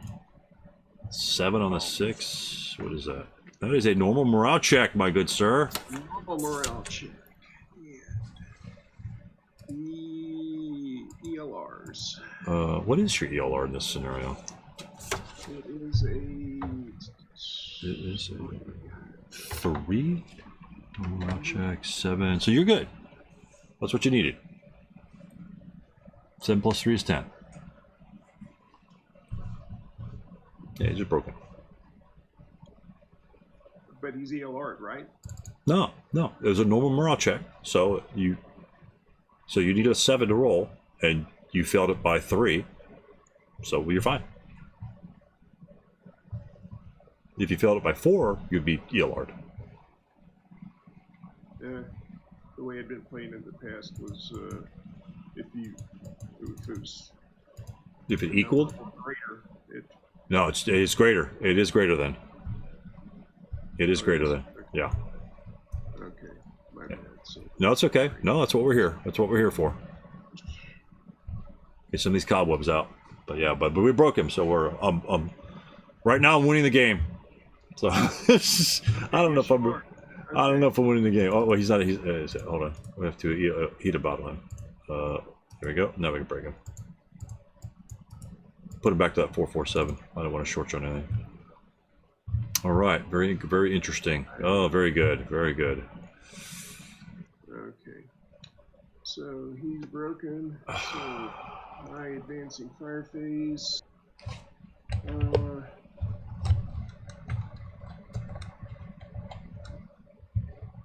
I'll return the favor with a 6 up 1 against these guys. And 2. Yep, there you go. 2 up 1. Gotcha. Oh, hello. 4. Hello. 1 MC. I'm telling you, those up 1s. Oh, thank goodness. God, that guy's taking lots of fires. He's rolling lots of dice. He's rolling lots of dice. Dice bot. Rolling lots of dice and barely getting away with it. Where's Mark Dennehy when you need him? You're no kidding, right? Yeah. Wow. Okie doke.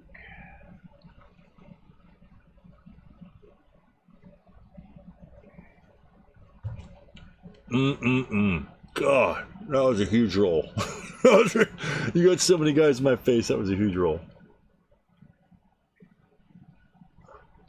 Don't think I have anybody else in. All right. Maybe I do. All right. Remember, you could fire just blind hexes. And you'd be halved and halved, but it's kind of low. But you have to get a result. yeah, it's for advanced fire phase. It's pretty damn low, and you're probably not going to be prepping too much. So, but yeah, that's cool. Yeah, but yeah, it's pretty low. Wow. Oh. I will. I'll take advantage of that, and I'm gonna fire group these 2 guys down here, the 2 squads only, in area fire at H9. So that. Okay. No one's going to be hitting H9.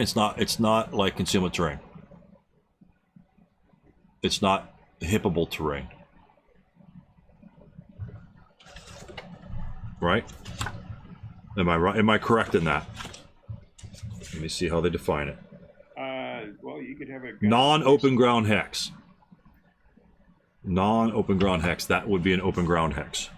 Okay. The height advantage doesn't mean that it's not a potential open ground hex. So I'm defining that in my setup as on the hill hexes. Even if I got a +1 height advantage, I am not set up in any of the open ground hill hexes that have no other terrain in them. I'm just telling you that right now. But I can see how people can think that, because that's one of those hazy areas where hills come involved. But I am considering that an open ground hex. So if you want to fire another location, you may.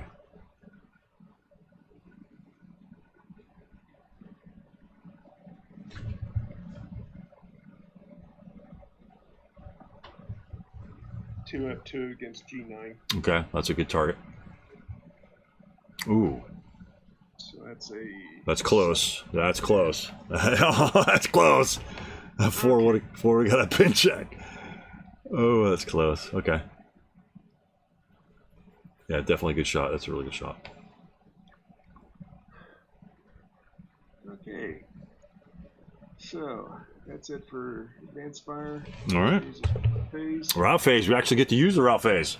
I do, yes. And this guy is going to go back to Mama right here. Okay. Why is that?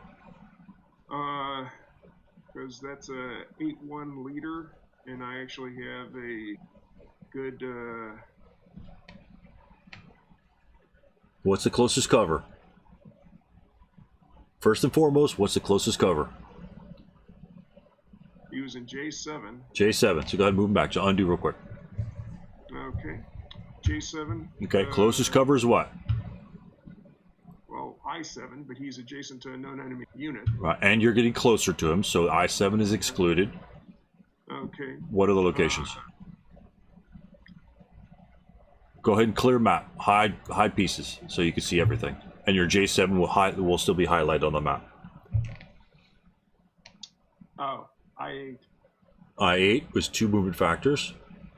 Yeah. Any other locations that are closest? K7. K7 is closest. Are you going to route to those locations? Pretty much have to. Do you have to? Let me put the units back on. Those are the closest locations. Next question comes up, stepwise. Go stepwise. Oh, those are closest to cover is those 2 locations. We've determined those 2 are the closest locations in NMF that you could legally route to. Do you have to route to those locations? And why or why not?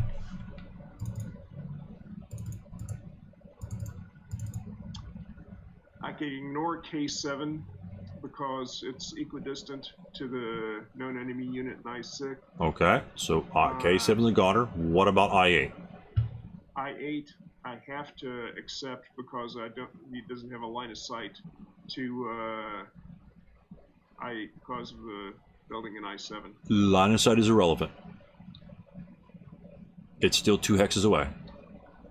Oh, okay. Okay, so therefore we can eliminate, if you choose, you can eliminate I8 and K7. So now we expand the envelope. If we don't want to go those hexes, what's the closest cover? In MF. In MF. In MF. So I7, I8, K7 are essentially open ground because we've eliminated those hexes. Well, now where do we go now? Well, not necessarily open ground, but they are non-destination hexes. Where do we go from here? You want to get to the leader, right? Right, because that's why he's back there. That's where you want those guys to route to. Why can he route there? Can he go to I7, H7? Can your guy route to H7? No, because he's equidistant.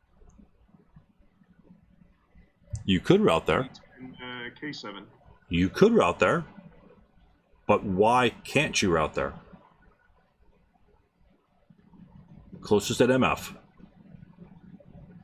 How far is it to H7?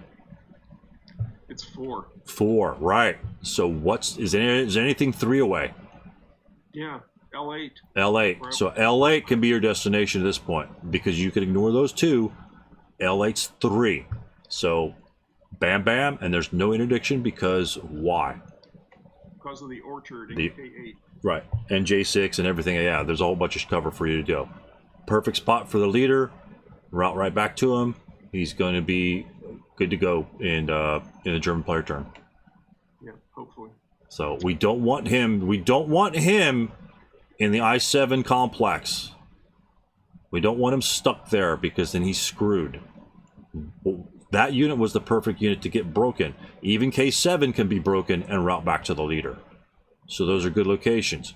K6, if you had moved a unit in K6, guess what I'm going to do? If there's a target in K6 and target in J7, who's my target?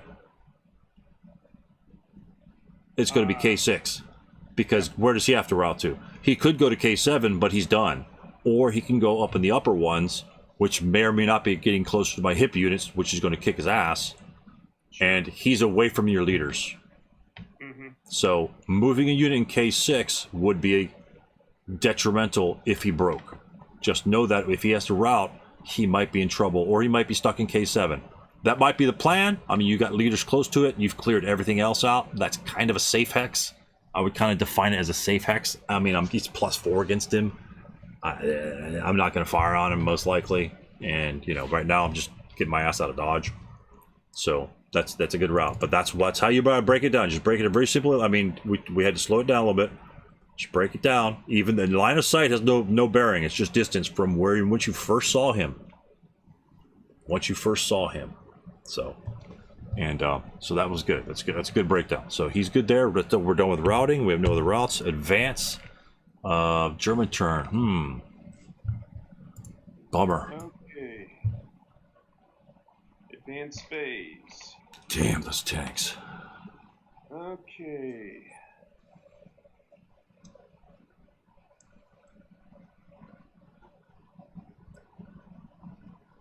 Put him All right. there. Let me go quick. There we go.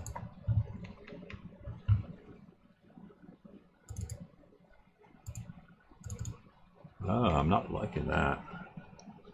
I am not liking that.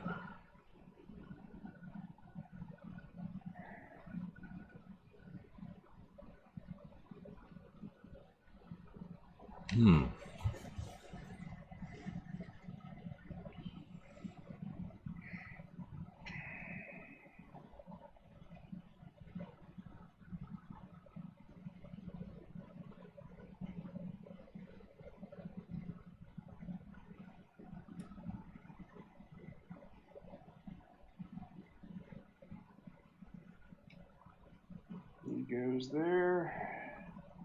Hmm. And he goes there.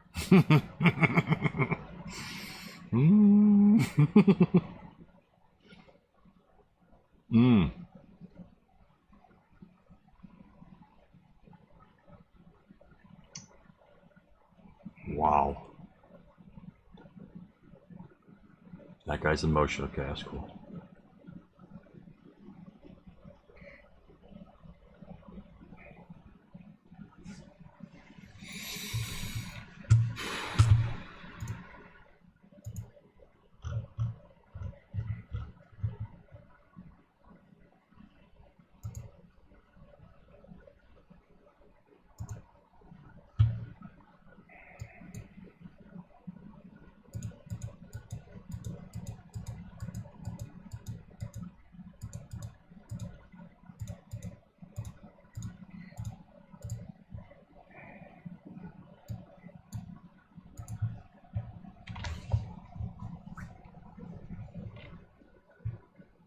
Okay, any other guys?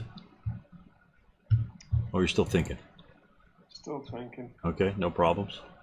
Need to put me on chess clock here. No worries. I do have a chess clock, but if I do have a chess clock, I do, but where this game doesn't need a chess clock.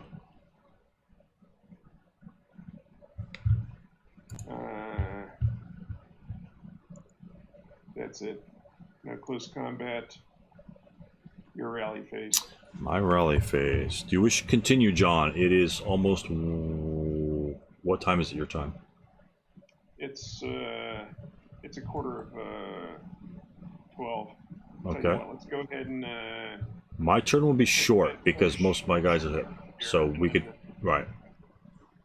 I want you to... I want to make sure that you're not getting tired, and we just want to go through this slowly. There's no rush in getting this thing done. So... Well, surprisingly, I'm a little bit more alert now than I was. I had a pretty big meal. Okay. It started to digest, and I'm a little bit more focused, particularly now that I got back from the bathroom. So. All right. Sounds good to me. Sounds good to me. But let's revisit that topic again here when you finish your turn. If it goes pretty quick, obviously you don't have anybody broken. Yeah, no, yeah. My turn goes fast because I've got, you know, a small amount of units. I've got one rally action. I've got a leader stacked with a DM unit in rally terrain. Sorry, my son came in. Go right ahead again. This guy here. Oh right, yeah, rally, absolutely. Need a 4 to get him back. Yep. 5. A 5? Yeah, you're -1 leader there. Okay, so it was just the. Oh yeah. Yeah, it drops down to 3, Okay, 4, 5. Yeah, that's right. Absolutely. He's looking good. Rally. Where's rally? There it is. Oh, oh, you're not messing around there.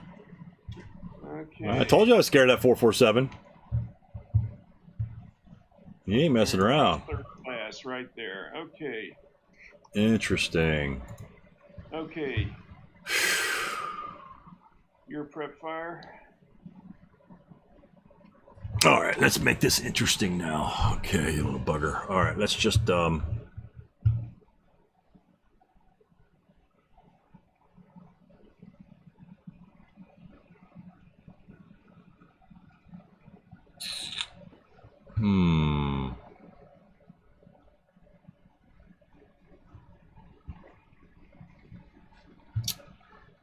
Okay, you got a +3 smoke there. And you got an infantry unit there, an infantry unit there, guys over here. Everyone's in buildings, we can't kill anybody. Alright, so let's go.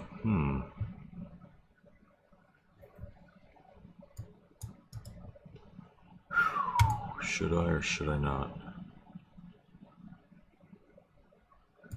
Yep, let's do it.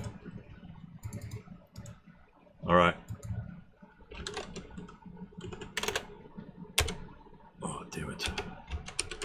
God, I just want to name the guy. Let me name him. There we go. Miller. Miller in the 458 will fire on your unit in H9. Okay. That will be a 4-1.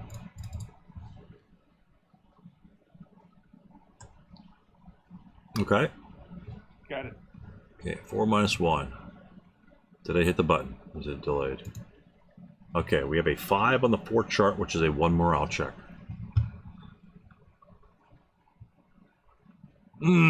Oh, you little bastard. Man. Oh, I didn't really want to reveal him. I needed to break him. Okay, alright, I'm scared now. Alright, so,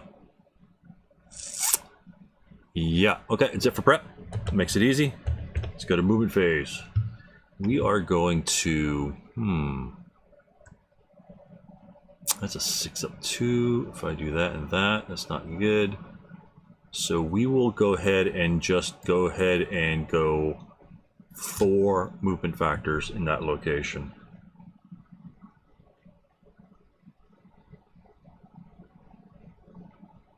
Actually, you know what? Hold on.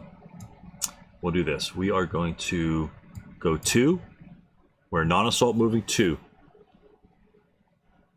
Okay, no shot. 3, 4.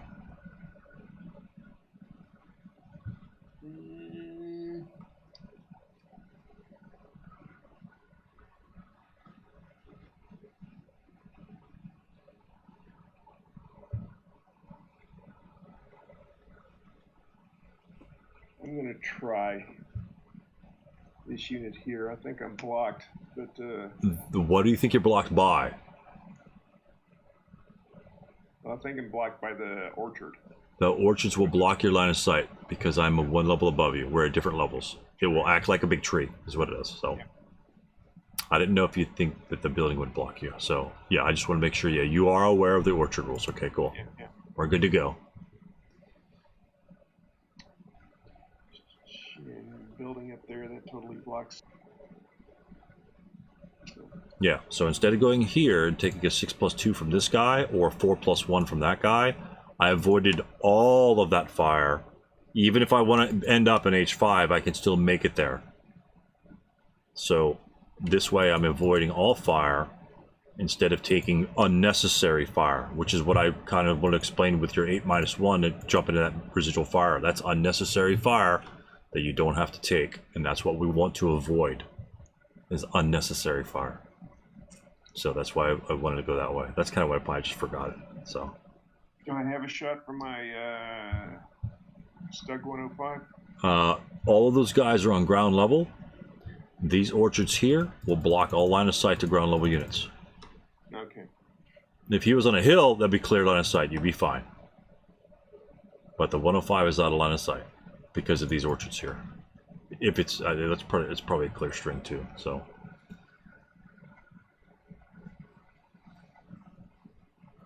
And that's all my movement. Defensive fire.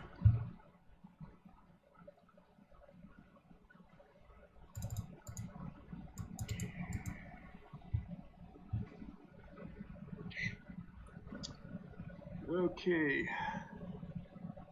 Return the compliment. All right. Across the alley. Mm. That is going to be, oh wow, 4 + 2. Okay. Oh, thank goodness. And these guys here, yeah, 6 + 2. What are you missing? CX. Gotcha. 6 + 3. Gotcha. All right, 7, 10. That is it. No, not quite.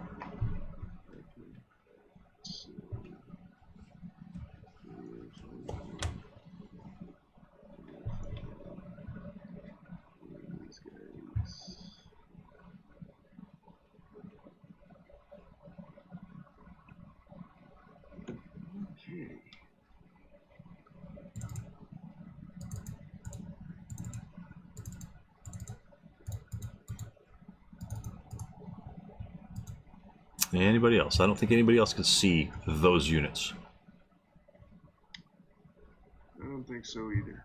Okay. So, Would you be interested in shooting at unknown hexes at half firepower?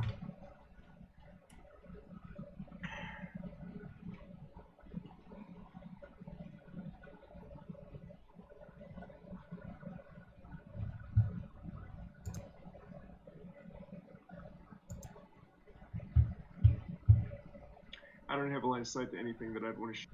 Okay, that's reasonable, very reasonable. All right, let's proceed to the advanced fire phase, which I have none. Okay. The route phase, which we have none, and the advanced phase, I will simply move this unit into that building, and all those counters are gone, and that's it for my advanced phase.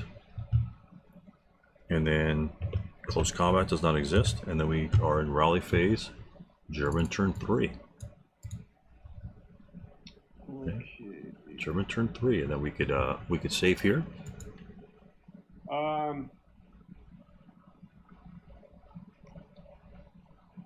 Still, I'm good for another turn. Okay. So let's go ahead and take it on. All right. Absolutely. Absolutely. I know time with you is kind of hard to schedule since we're bi-coastal here. So Right. I think I'd like to go ahead and just power on through if I could. Well, I'm going to be taking pretty much the next 5 days off, so. Oh, okay. Well, good. So I mean, we'll have some time during the day if you're interested. If you're interested. So, but it's up to you. If that's the case. Yeah, I'm gonna have the Monday's a holiday. The weekend, I could definitely make plans for you. Friday midday is not good, but tomorrow midday-ish. My wife is gonna be. We're this far into the game, and we both have our original force structure. That's amazing. Right? Okay. Maybe I forgot to put the other guys on board. I don't know. Let's go with that. Okay. Yeah, well, I got 2 guys, and that's my trick. Is like I did deploy to see if you would just go really slow and not even make it off the board. Hey, can I have a mulligan? You know, so okay. Oh my goodness. Oh my God, this game is crazy. Yep. Oh me. Oh, Oh, what do I want to do? interesting. Oh my god! I did fire on one of your guys finally, but Yes, you did. you're too stalwart for me. You're just a stud. Okay, just to remember where things are in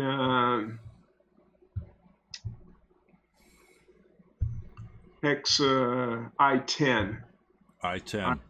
I put smoke there Correct. back in the day, and Yep. so that flips over here Right. during the prep fire phase. Absolutely. So, yeah.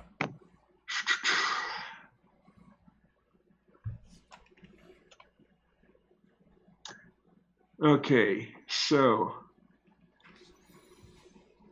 no rally phase actions need to be done. Moving on to prep fire phase.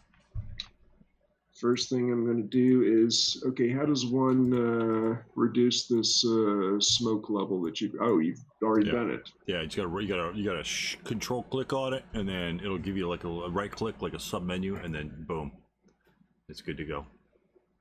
Okay, so it's already level 2. Excellent. Yeah. Do I want to fire any smoke or do I want to move? I think I'm...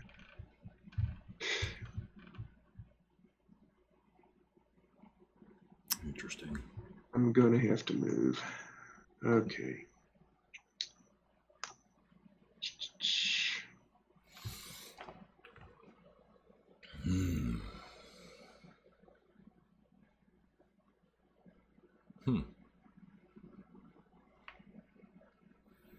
I'm going to take that back. Still in the prep fire phase. Yeah, sure. So these guys here going against the Bren Gun Squad in the wooden building. So that should be a 6 up 2. One more for your CX. 6 up 3. Yeah, okay. It can make a difference in that 6 chart. Yeah. It can make a difference. So if yeah, that's a hard choice to make. All right. Against tier 4, and I've got 2 of them flushed. So, but that's not what's concerning me right now. Okay. What? What else could there be?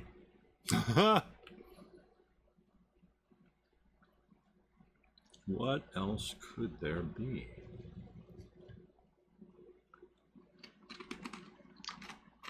Okay.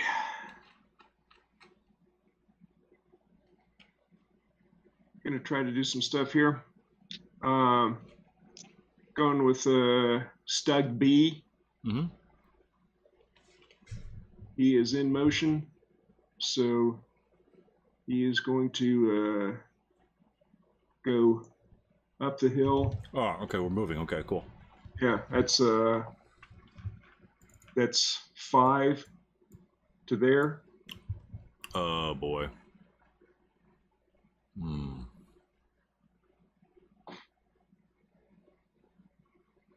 Sure, go ahead.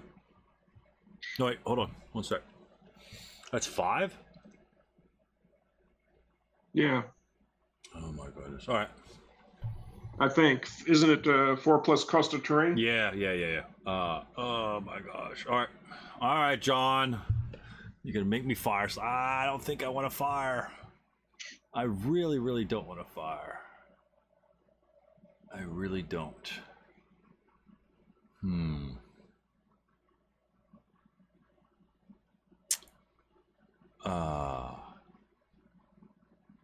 All right, I'm gonna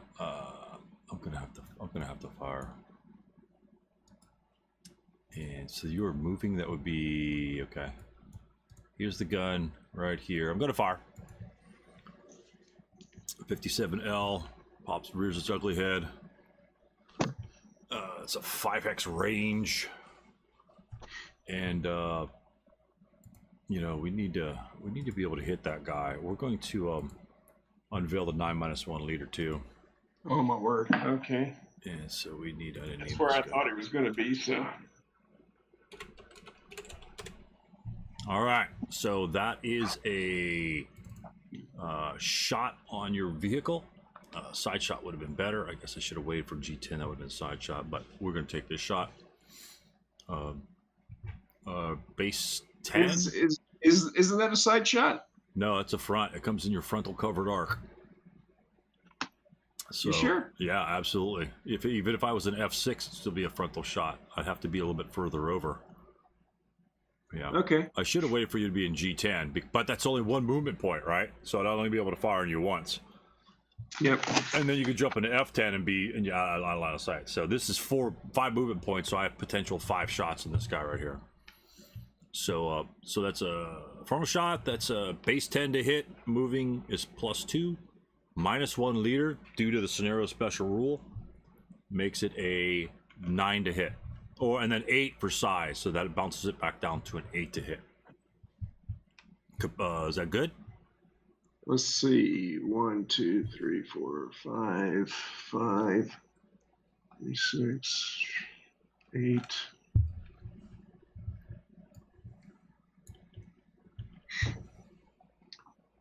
I'm sorry, but I'm just trying to get used to this. So No, base not at 8, all. Not at all. Base 8, 2 hit. No, 10. I'm looking at. Damn it! I'm looking at the infantry. Yeah, vehicle. Yeah. Okay. Let me find my So little vehicle chart. is going to be in. Okay. So.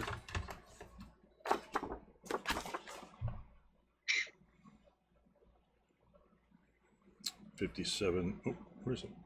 Oh, American Brit 57. Base 10. Oh, yes, point blank. Yeah. Oh, God, I hate that. It's so bad. Okay. Base 10, and then we're looking at cases. Fire. There are no fire-based modifiers. Not changing covered arc or anything like that. Vehicles no applicable. So the only thing we are looking at are target-based modifiers. Well, technically, I have a -1, which is scenario special rule 1. So we have you. Right. We have. Where are you? Gun size, vehicle size, which is +1. And then versus a motion or moving vehicle, and you exceeded 3 movement points, and so therefore none of those bonus modifiers apply. So it's just the +2 for moving, Okay. +2 moving, +1 size.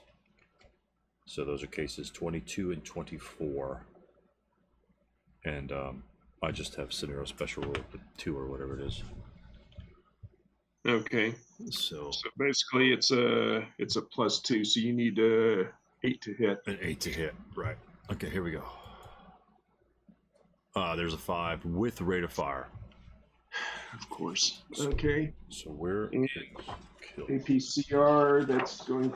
Is that APDS or just straight up? I didn't designate, so it's just straight up AP. Okay, so that's going to be a 15. Is the TK frontal arc is an 8, so you need a 7 or less. 16. Oh, 15. Yeah. God, man, they bake everything into here. Okay, so 7 or less for a result. Here we go. Mm-hmm. So 6. That will kill it straight up, right? Yeah, I think so. Okay. Wow, lucky shot. That was. I don't expect to kill any of your tanks from the front, to be honest with you. But wow, and he still has rate of fire, which you didn't want to see. Oh, I was gonna say you have cruise survival, but not in SK. Damn it. Man, not in this thing. Damn okay. it. Wow. Yeah, I honestly didn't expect to hit you right there. I really didn't want to fire on you, but I had almost, because it. I'll let you know later why I didn't really want to fire there. So Yeah. I'll let you know why my decision was a little more difficult. Damn, those things are nasty. Yes, they are. God, those are nasty. I don't think I want to ever play the Germans in this scenario. Those are nasty.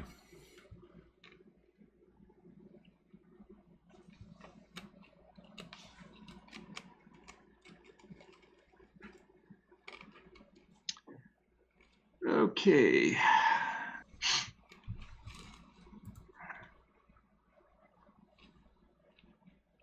Hi, sorry, can I ask you a question, Stu? By all means. Can you shoot the gun at the 467 in that hex now that you've acquired acquisition? I've acquired acquisition on that type of acquisition. If the infantry move, then yes, I could track the infantry. Okay, thanks. Yeah, that's a good question. Let me get a brown one there.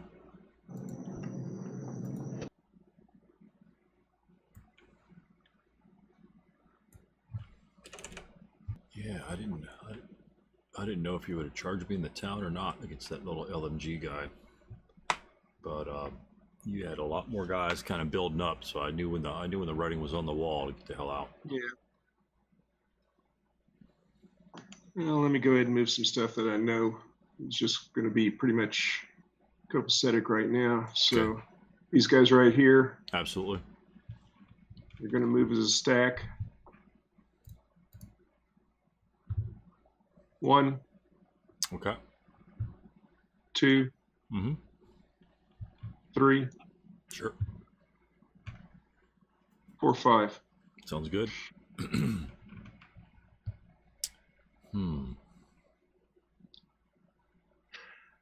Okay. Excuse me.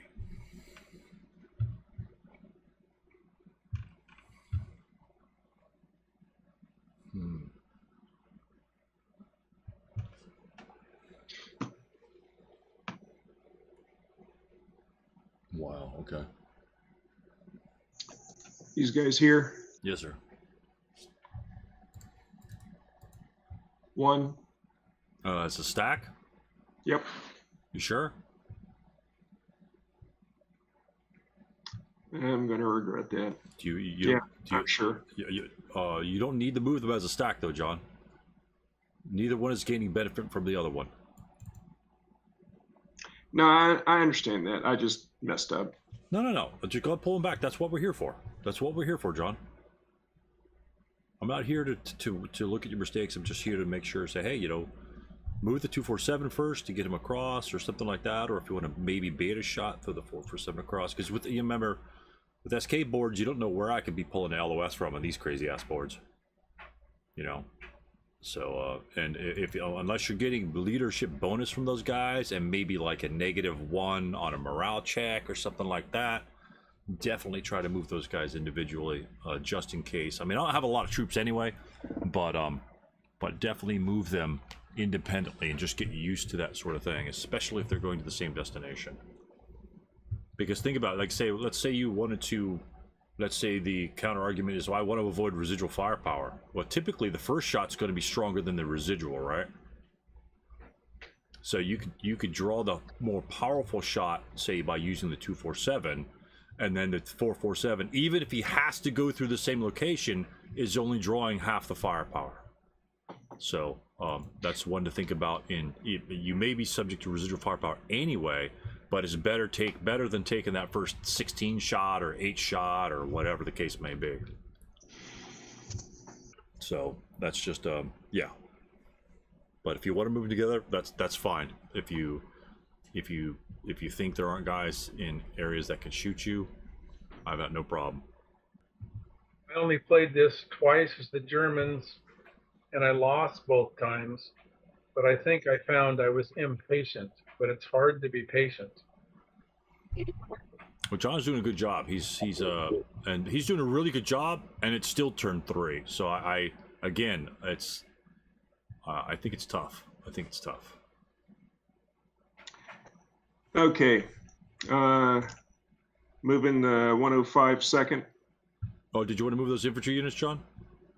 Not at this time. Okay. 105. Okay. 1. Start, right? Start for 1 and then 2. I'm sorry. No, it's okay. Start 1. All right, no fire. 2. Okay. 3. Okay. And VCA change for 4. Let's see if I can get this right. Okay, look at that. Okay, hold on a sec.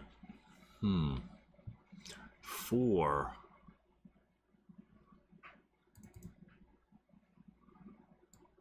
4.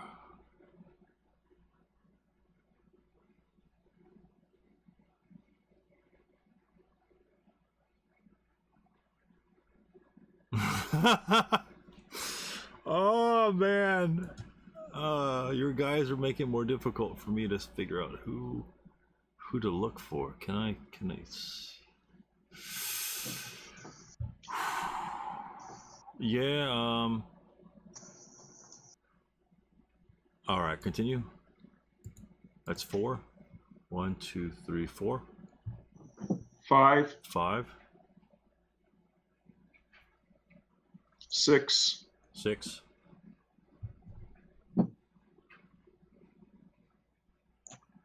7, 7,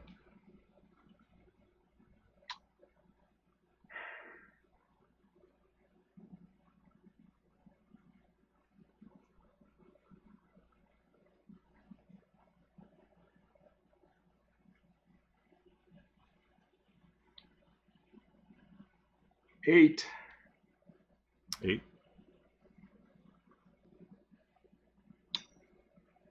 Okay, we're 8 right there. Okay.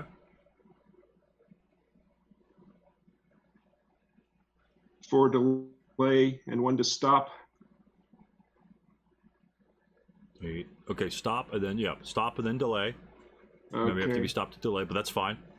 So stop and then delay, and then do you want to? Is that going to be into your movement? I'm doing a bounding first fire. Oh, okay. I got you. Going to be targeting E8. E7. Oh, you dirty rat. Okay.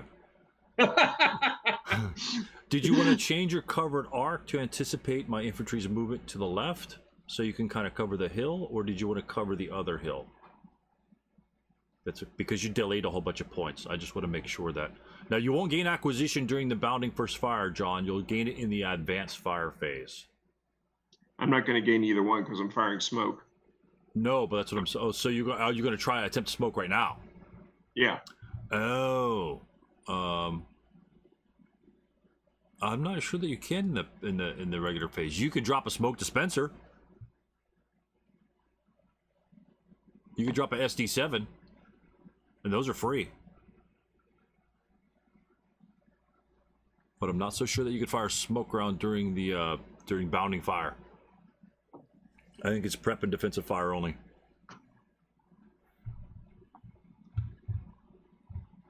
But you do have some SD7s, which you can discharge in the movement phase, and that's when they're usually discharged.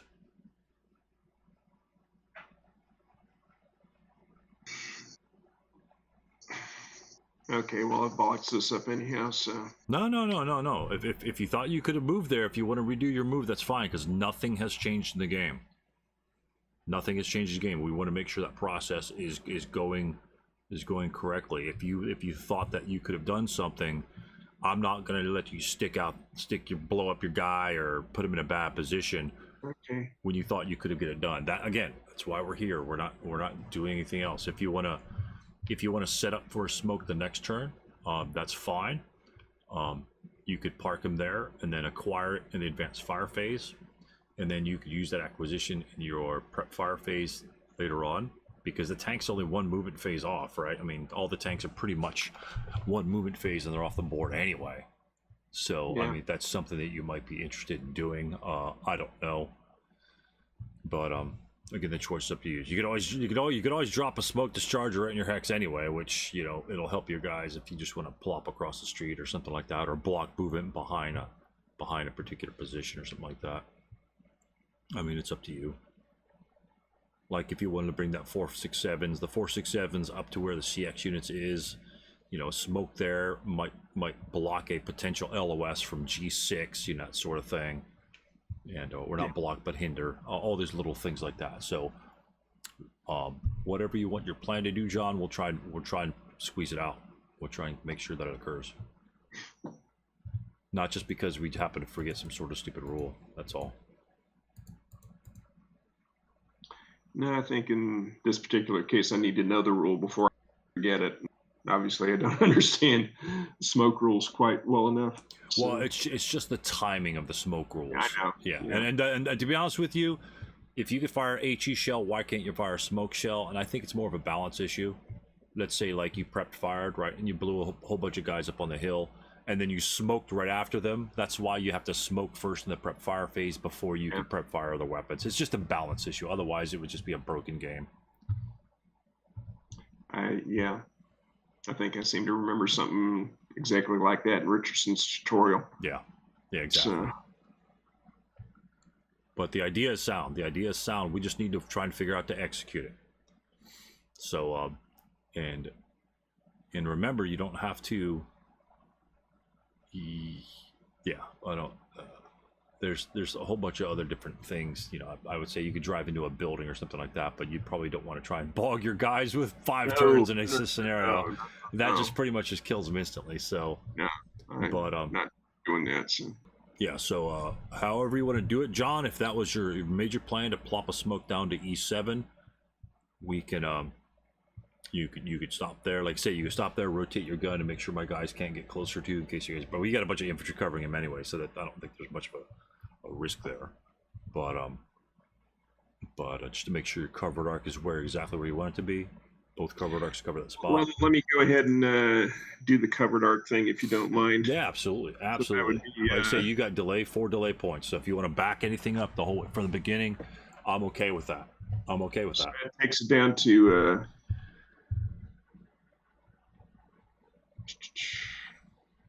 that's 8 there. I think it's 8 there. 1, 2, 3, 4, Yeah. 5, 6, 7, 8. 8 there, and then you could like turn covered arc. Okay, so that's 9. Mm-hmm.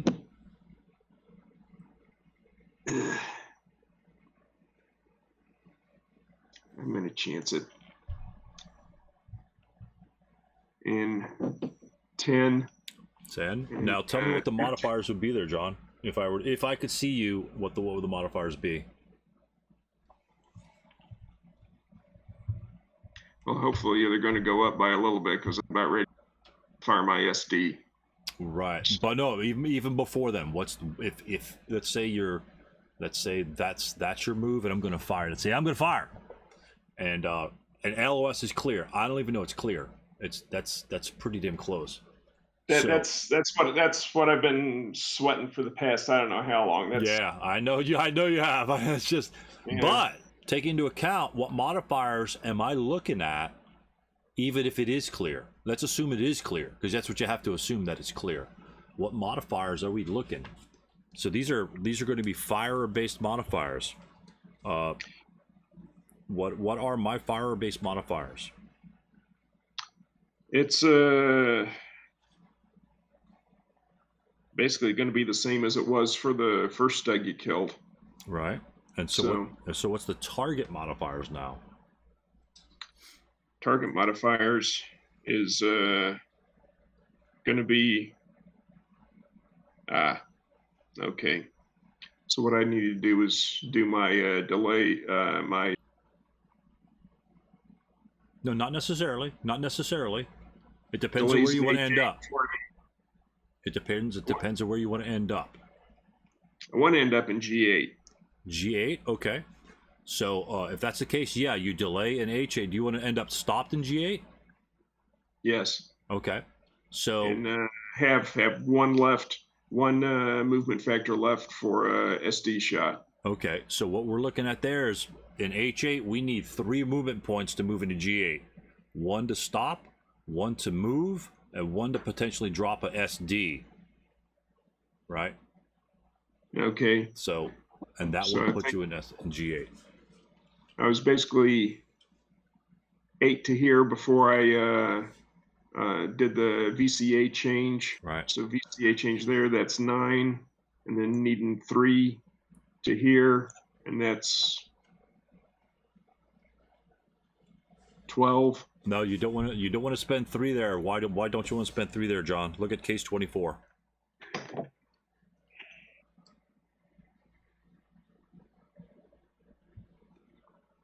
The 3 is going to be the stop, the SD shot, and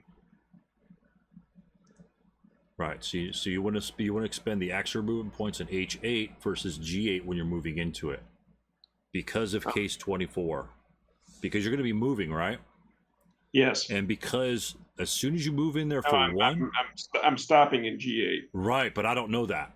But as soon as you move Okay. into G8, that's one movement point. So if I were to fire on you in that first movement point, because you could easily move into G7 and go for point blank, Miller's probably not going to jump out in that street with all those infantry around. So, or he might, I don't know.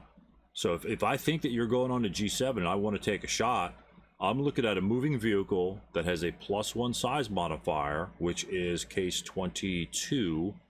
Right. And then you are less than or equal to 1 movement points in my line of sight. So it's going to be you're moving and then +2 more. Right here, it doesn't show the +2 more. I'm not a big fan of this chart, but I get +4 for only 1 movement point in the G8 and +1 per size. So my straight up modifiers against you are +5, and then I get -1 for my leader directing the gun by scenario special rule if I see you. So I'm looking at a 5 to hit as soon as you move in there. So not a great shot, but if that's where you want to go, absolutely, I'm all over that. Okay. But that's what you want to approach it. You don't want to spend all the move. You want to spend however you want to do it. You just change covered arc and H8 to make it 10, 8, 9, 10. That's the easiest way to do it. That way you don't have to stop and start, and then go 1 into G8. Okay. So 8 here. Covered arc one way, covered arc the other way. Yeah, 9, 10. 10. And then go ahead and 11. And that line of sight's pretty 11. close. Ah, shit. That's all right. That happens all the time. That happens all the time. So we're 11 in G8. And let me see if that hell, this is way, there's no way in hell that's a line of sight. There's no way in hell. So I am not even going to fire. String it anyhow. String it anyhow, because I've been sweating that for quite some time. So. Okay, I'll wait for you to fire. How about that? I'll wait for you to fire. But I think that's super close, and I'm not gonna worry about it. If you want to drive around the mountain, I have no problems with that. Yeah, that's why I have the -1 leader there. So if you get closer, it helps to counter that less than 1 MP in line of sight by a little bit.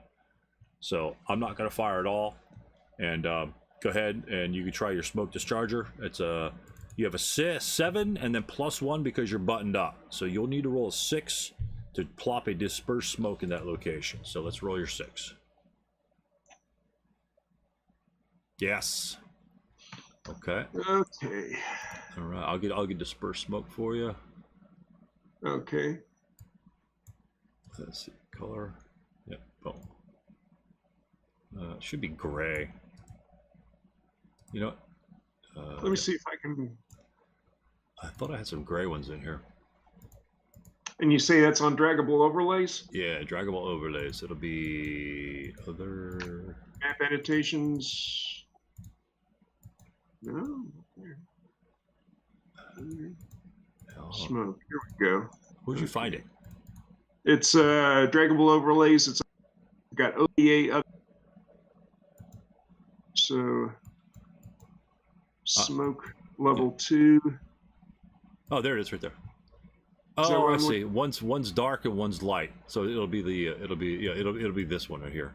That's the gray one. I there it is. See how the gray the thing is? Yeah. And this one here, the one on top is drifting smoke. The gray one is dispersed smoke. Okay.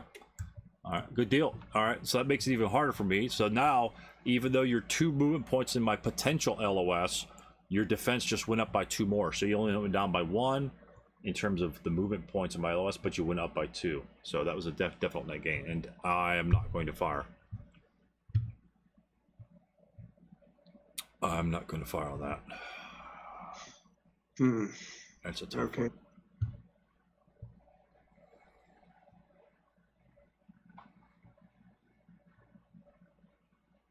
So what are you going to do to check that LOS when it comes around to your turn? Or you could do it right now or whenever the hell you want to. What are you going to do? How are you going to check the LOS for practically free? fire my machine guns. You're going to fire your machine gun. Absolutely. And before you use any special ammo that you're going to deplete. Mm-hmm. Yep. All right, cool. We're there. Yep, dispersed. Yeah, no fire. Nothing. That damn 105 is pretty stupid looking. Good lord. What the hell is that? 20? Shit. That's when that hits, it's gonna hurt.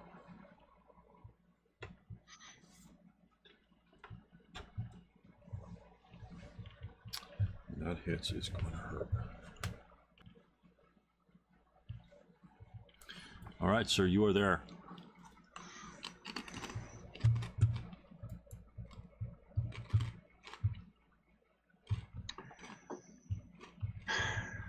Okay.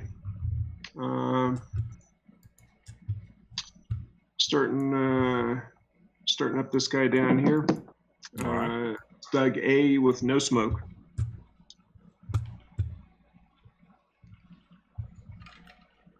Start for 1. 1, 2,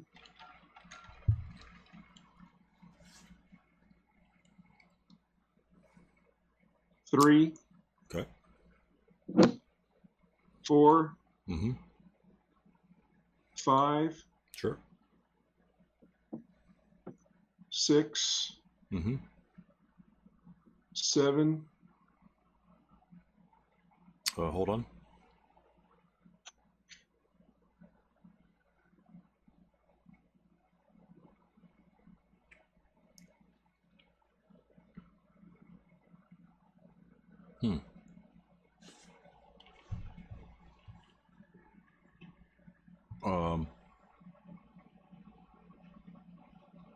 Okay, go ahead.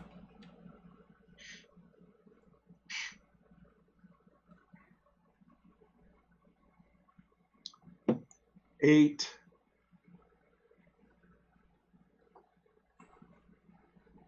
Okay. 9,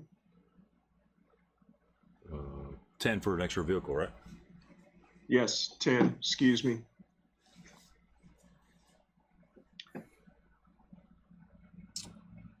All right, we're gonna go ahead and fire. Okay.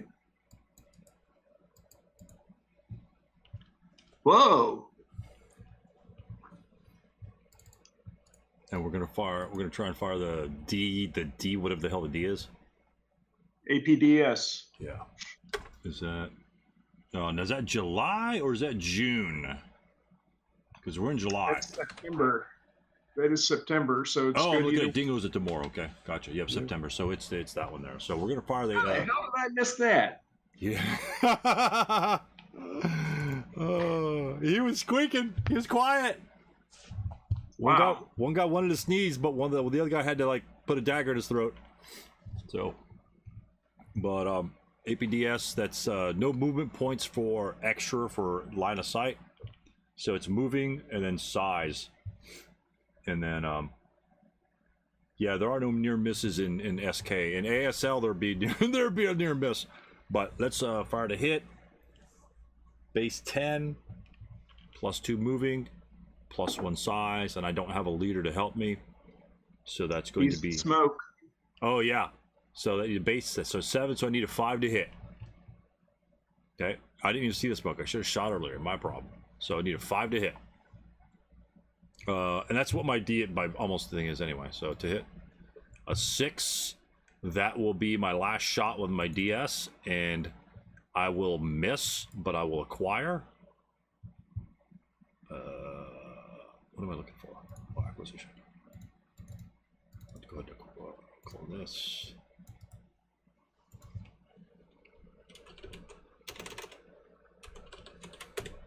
Oh, the smoke. Adds another one. To be honest with you, so it's one for the vehicle, one for the smoke. So that would be essentially 3 movement points in that location. Okay. And then since you did 3, I'll fire again.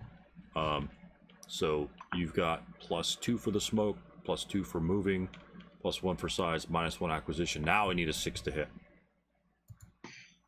An 8 will miss. I still have acquisition. That is my second shot out of 3. And my third shot will increase the acquisition again. Now I need a 7 to hit, I believe. Yeah, you're +5, I'm -2. 7 to hit. A 7 will hit with rate of fire. Holy shit, 3 shots. And that's going to be a lot to kill. It's going to be a 12 to kill.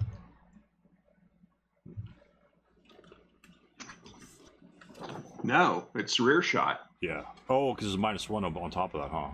Yeah. 57. I don't know, what the hell was it? 57. He's dead. Yeah.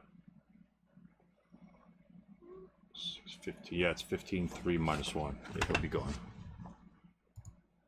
And that'll destroy that unit. And he's not even first fired. God, that's ridiculous.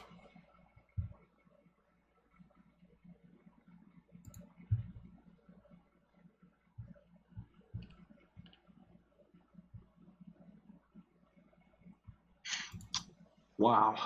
Okay.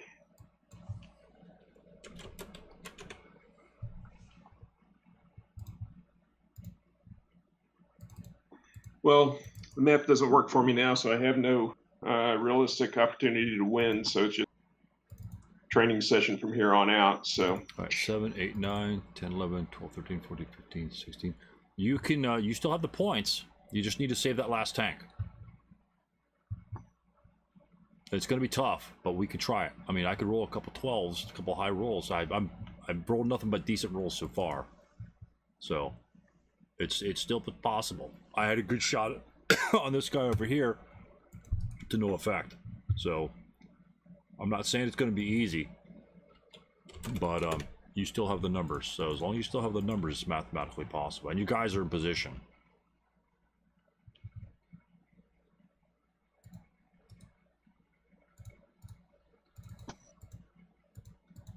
Okay.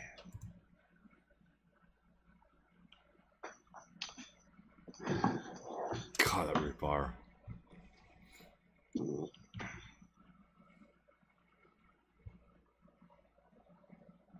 That's pretty sick when those rate of fire 3 weapons go off like that. Yep. I mean, it's just okay. These guys here.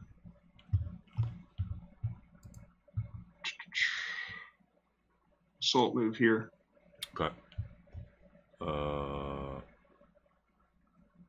Yeah, it's fine. No fire.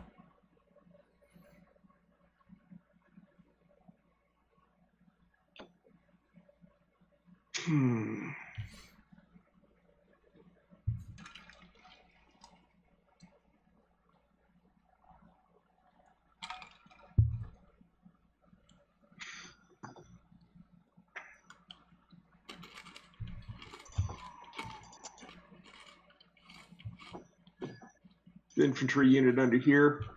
All right. 1. Okay.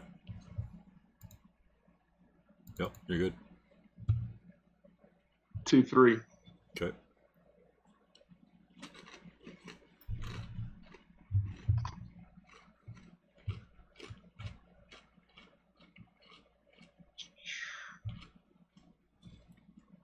Let's see here.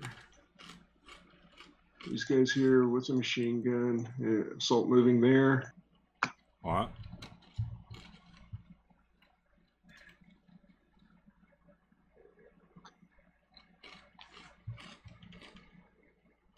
Did those guys come from back here? M7?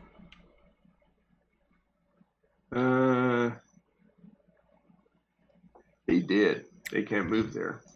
My bad. That's all right. You can move these guys over there one at a time if you wish. Yeah, they're gonna get shredded. No, they're okay. Okay. They're okay. 1. Are you moving to I7 or somewhere else? Moving to I7. Okay, both my guys can see you there. I don't think they can see you if you move to J7. Unless you want to draw their fire. I mean, it's possible what you want to do. And that would be that's actually a pretty decent idea, to be honest with you. Yeah, we'll fire the LMG at you. Yeah, you will draw some fire. I will take that one shot. 2 minus 1. How about that? Oops. Bye-bye. And he doesn't cower because he's British or Commonwealth. Right. So that gun's a goner. All right, continue.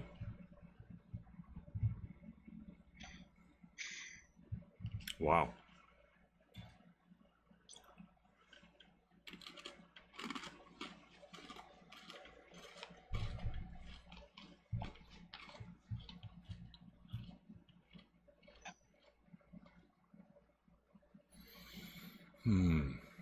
Two.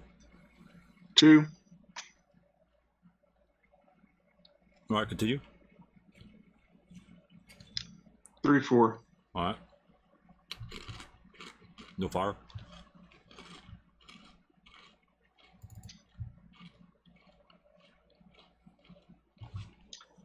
1. Okay. And this one hit. Absolutely. 2, 3.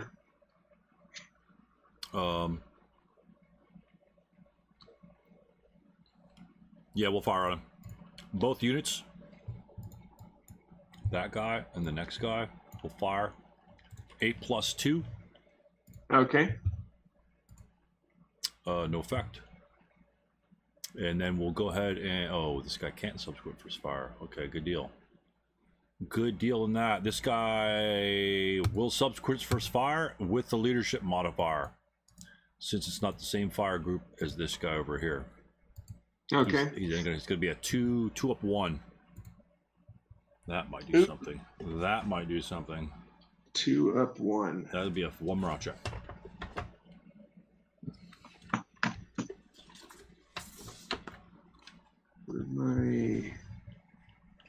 Okay. My board's wonky for some reason. Morale check. And he breaks, of course. No ELR.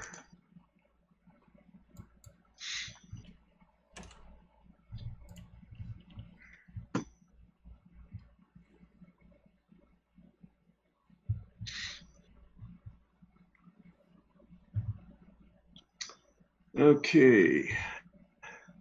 Wow.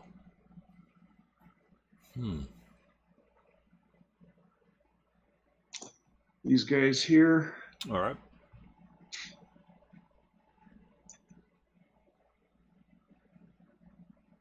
Two. Shit. All right. We're going to reveal that unit. 2, 3, 4, 5. That's a 4 minus 2 from E6. 1 morale check.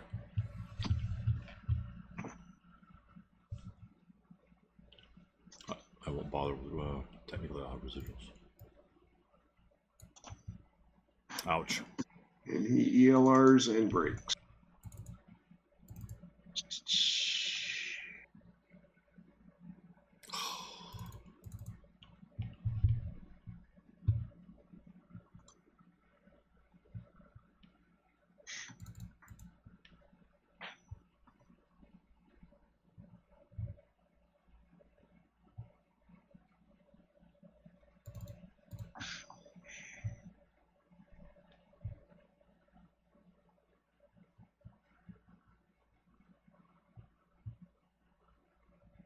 And was that your last unit to move?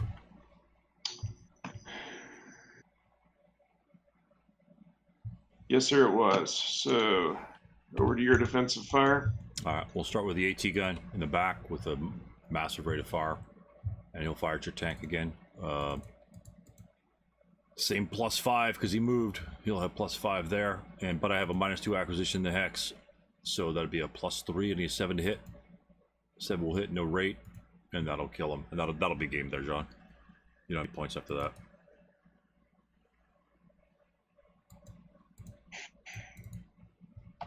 No points up to that. Wow.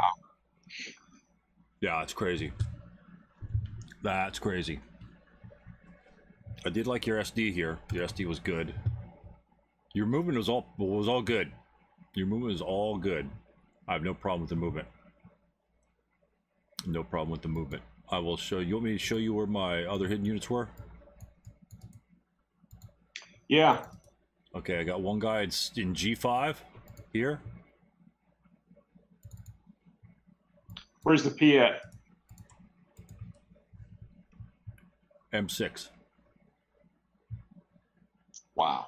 That guy was gripping it the entire game. You were moving squads and leaders and shit like that. I was thinking that you might bring a vehicle in here based upon how everyone else played the scenario. They usually pull guys up here. Bring a vehicle here and literally park it in his hex, and then his to hit would be base 11, and then you'd be moving size be 3. I would need an 8 to hit on you with that guy, and that's just a throwaway guy. 8 to hit, and that's all my guys. That's literally all my guys. Tell me why this 4.58's with this gun over here based upon my setup. Tell me why he's there. Basically to help him move the gun to E5. Absolutely. Absolutely. Very help good. Help him manhandle the gun to the other side of the hill so he can get field of fire down the north access route.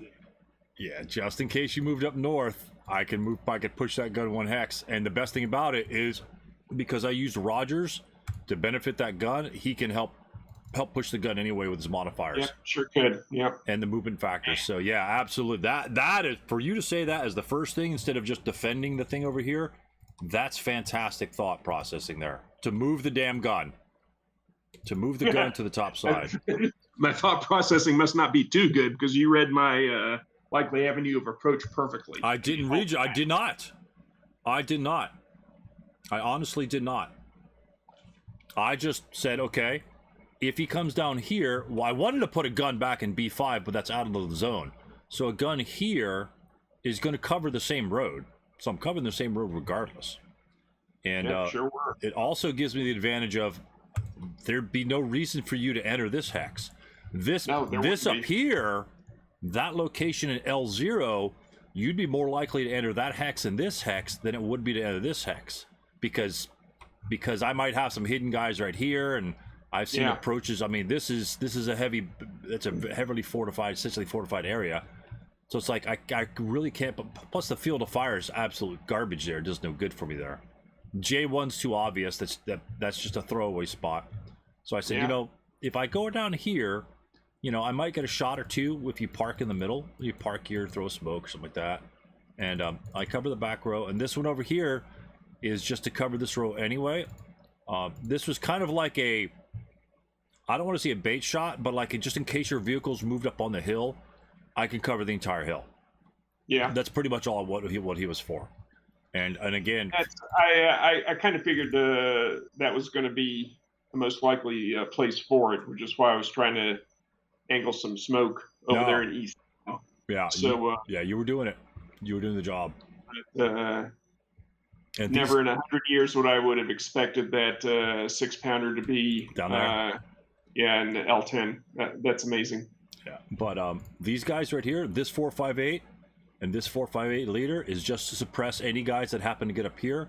I could either just take right here point blank shots, a 16 plus 3 on somebody, and then try to fall back, and then and then do that sort of thing, and then shoot guys, essentially shoot off the hill.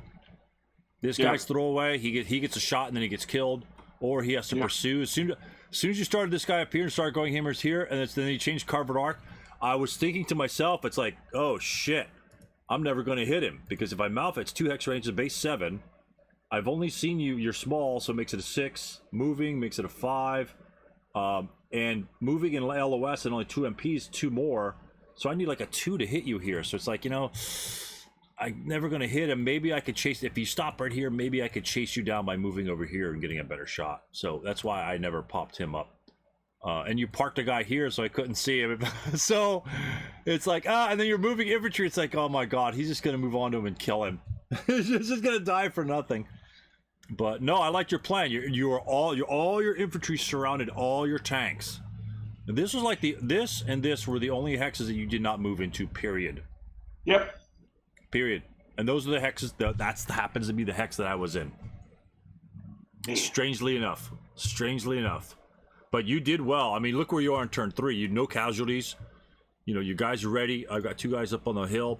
You know, whatever. You're ready to pump down your smoke next turn.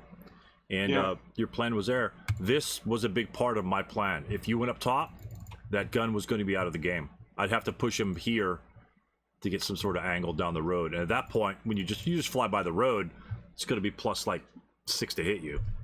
I'm going to hit you like on a 3 maybe. It's just never going to hit. So, but that was a chance. That was a chance I had to take, you know. But I would ask you a question, and this is I wrote this down. I would ask you a question. This tank here, when he moved up on the hill, where was he going? I just want to know where he was going. When he went up on the hill, I was going to get him. At one time, I thought maybe you're going to have a gun either here or here. Okay. I figured if I got him up on the hill, that would be able to. He actually that Stug still had smoke. Right. And what I was looking to do was maybe hose him, you know, put a smoke shot on him so these guys could get across the street or down the valley here. And failing that, he'd pop an SD7 right there and allow this guy to come up and over. And I figured once he got here, about the only person that have line of sight to him would be these people up here. Nobody down here in the valley shoot, but right. That's where everybody was. So, and even if you broke at this point, you can always rally back this direction with no problem and just sit here and route and then get off the board. Yeah, that's a good idea for that guy. Because the reason why I'm asking there is because this guy had smoke and this guy that didn't have smoke. So I'm not sure if this guy could make it. Maybe start 1, 2, 3, 4, 5, 6, 7, and this would be 5, 12. That guy, this guy right here, I was gonna basically, until you shot him in the ass, I was gonna try to get him right there and do a bathroom fire shot against Miller, and just give me at least just some sort of cover so that the guys could get up there and get on the hill and possibly close assault the gun. Right. And another thing, obviously didn't know about these two units, and so that would have been actual suicide. No, but that's a good plan. You park this guy here. I really can't do much against your tank because you got tons of supporting infantry. And the other thing you can do is just smoke discharger, and these guys, like you say, they just walk right on by. They walk right on by. Yeah. And if this guy 458 wasn't stacked with that guy, you know, I might fire my infantry, but I doubtful because the gun's got to be used against your tanks. So at that point, you can almost waltz infantry down that road, or at least a couple guys. But the smoke is that's smoke. That's you're thinking the right way. You're just thinking the right way. I mean, you got smoke here. You got smoke here. You'd smoke discharger. You move guys in there. You've got delay on your mind. I didn't have to tell you about delay. You just got to stop before you delay, but no big deal. You know, it's kind of like, it's like why bother? Why, you know, I could either just expend 5 in the hex or stop and delay. It's almost like a semantic, like some sort of bullshit mechanic semantic. I'm not a big but it's important. I mean, it's a temporal. Yeah, exactly. Yeah, exactly. It's just kind of have somebody in the line of sight. So I understand the need for it. Yeah. You know, and you're right. And it's my own inexperience not having pushed tanks around too terribly much in this game yet. No, no problem there. No problem there. But like I said, the only difference between, like, if you're moving from I9 to H8, the only thing is you just got to count you got to count your movement points here instead of here. That's the only difference between the two. Like, because you get like 5 more movement points, and then you have 3 left over, or you go here, stop, turn right, left, or right, or, you know, it's like a speed bump where there really doesn't need a speed bump, you know. Okay. Just say, I'm just going to move here and stop, and you don't burn the rest of your movement points, and it just needs to be something clear, but it's just there. Well, that'll wrap up another scenario of Monty's Gamble. Unfortunately, John's German didn't turn the tide on the British. He kind of got stuck with those tanks. I got lucky. It just lots of rates of fire. It was meh. But his progress, the end result doesn't, for me, the end result doesn't mean anything. His progress on trying to get what he wanted to get done was working. I just happened to have guns kind of in the wrong place, but he knew where some of them were, and he was prepared to deal with them. He just got caught a couple times in his thing, and that's what happens in a game with armor. They don't break, they just blow up. And then if you go somewhere else, it's really easy to hit vehicles. If it's easy to hit them and easy to destroy them, I mean, what do you say? But the only thing you can do is weed them out with infantry, and it can be very tough in this one. I really think that the Germans probably need an extra squad just to weed not the Germans, but the AT guns out of whatever hiding spot they're in. The balance of the scenario is adding a 7-0 German to the OB. That's just mobility, and I guess that could be used to get your units fast and up into the AT guns to take them out. But they're very difficult to do, especially if they don't show up until right when they're going to kill you. It's rough. It's rough. I've got some strategies behind that, but that's another story. Thanks for watching the scenario, guys. Put down below if you've played the game and how your results came out and things like that. Very short little paragraph. Maybe some things that you guys had of concern, questions you had that you had resolved during the game. Things like that. So thanks for watching, and we'll catch you next time on Vaseline with Stu.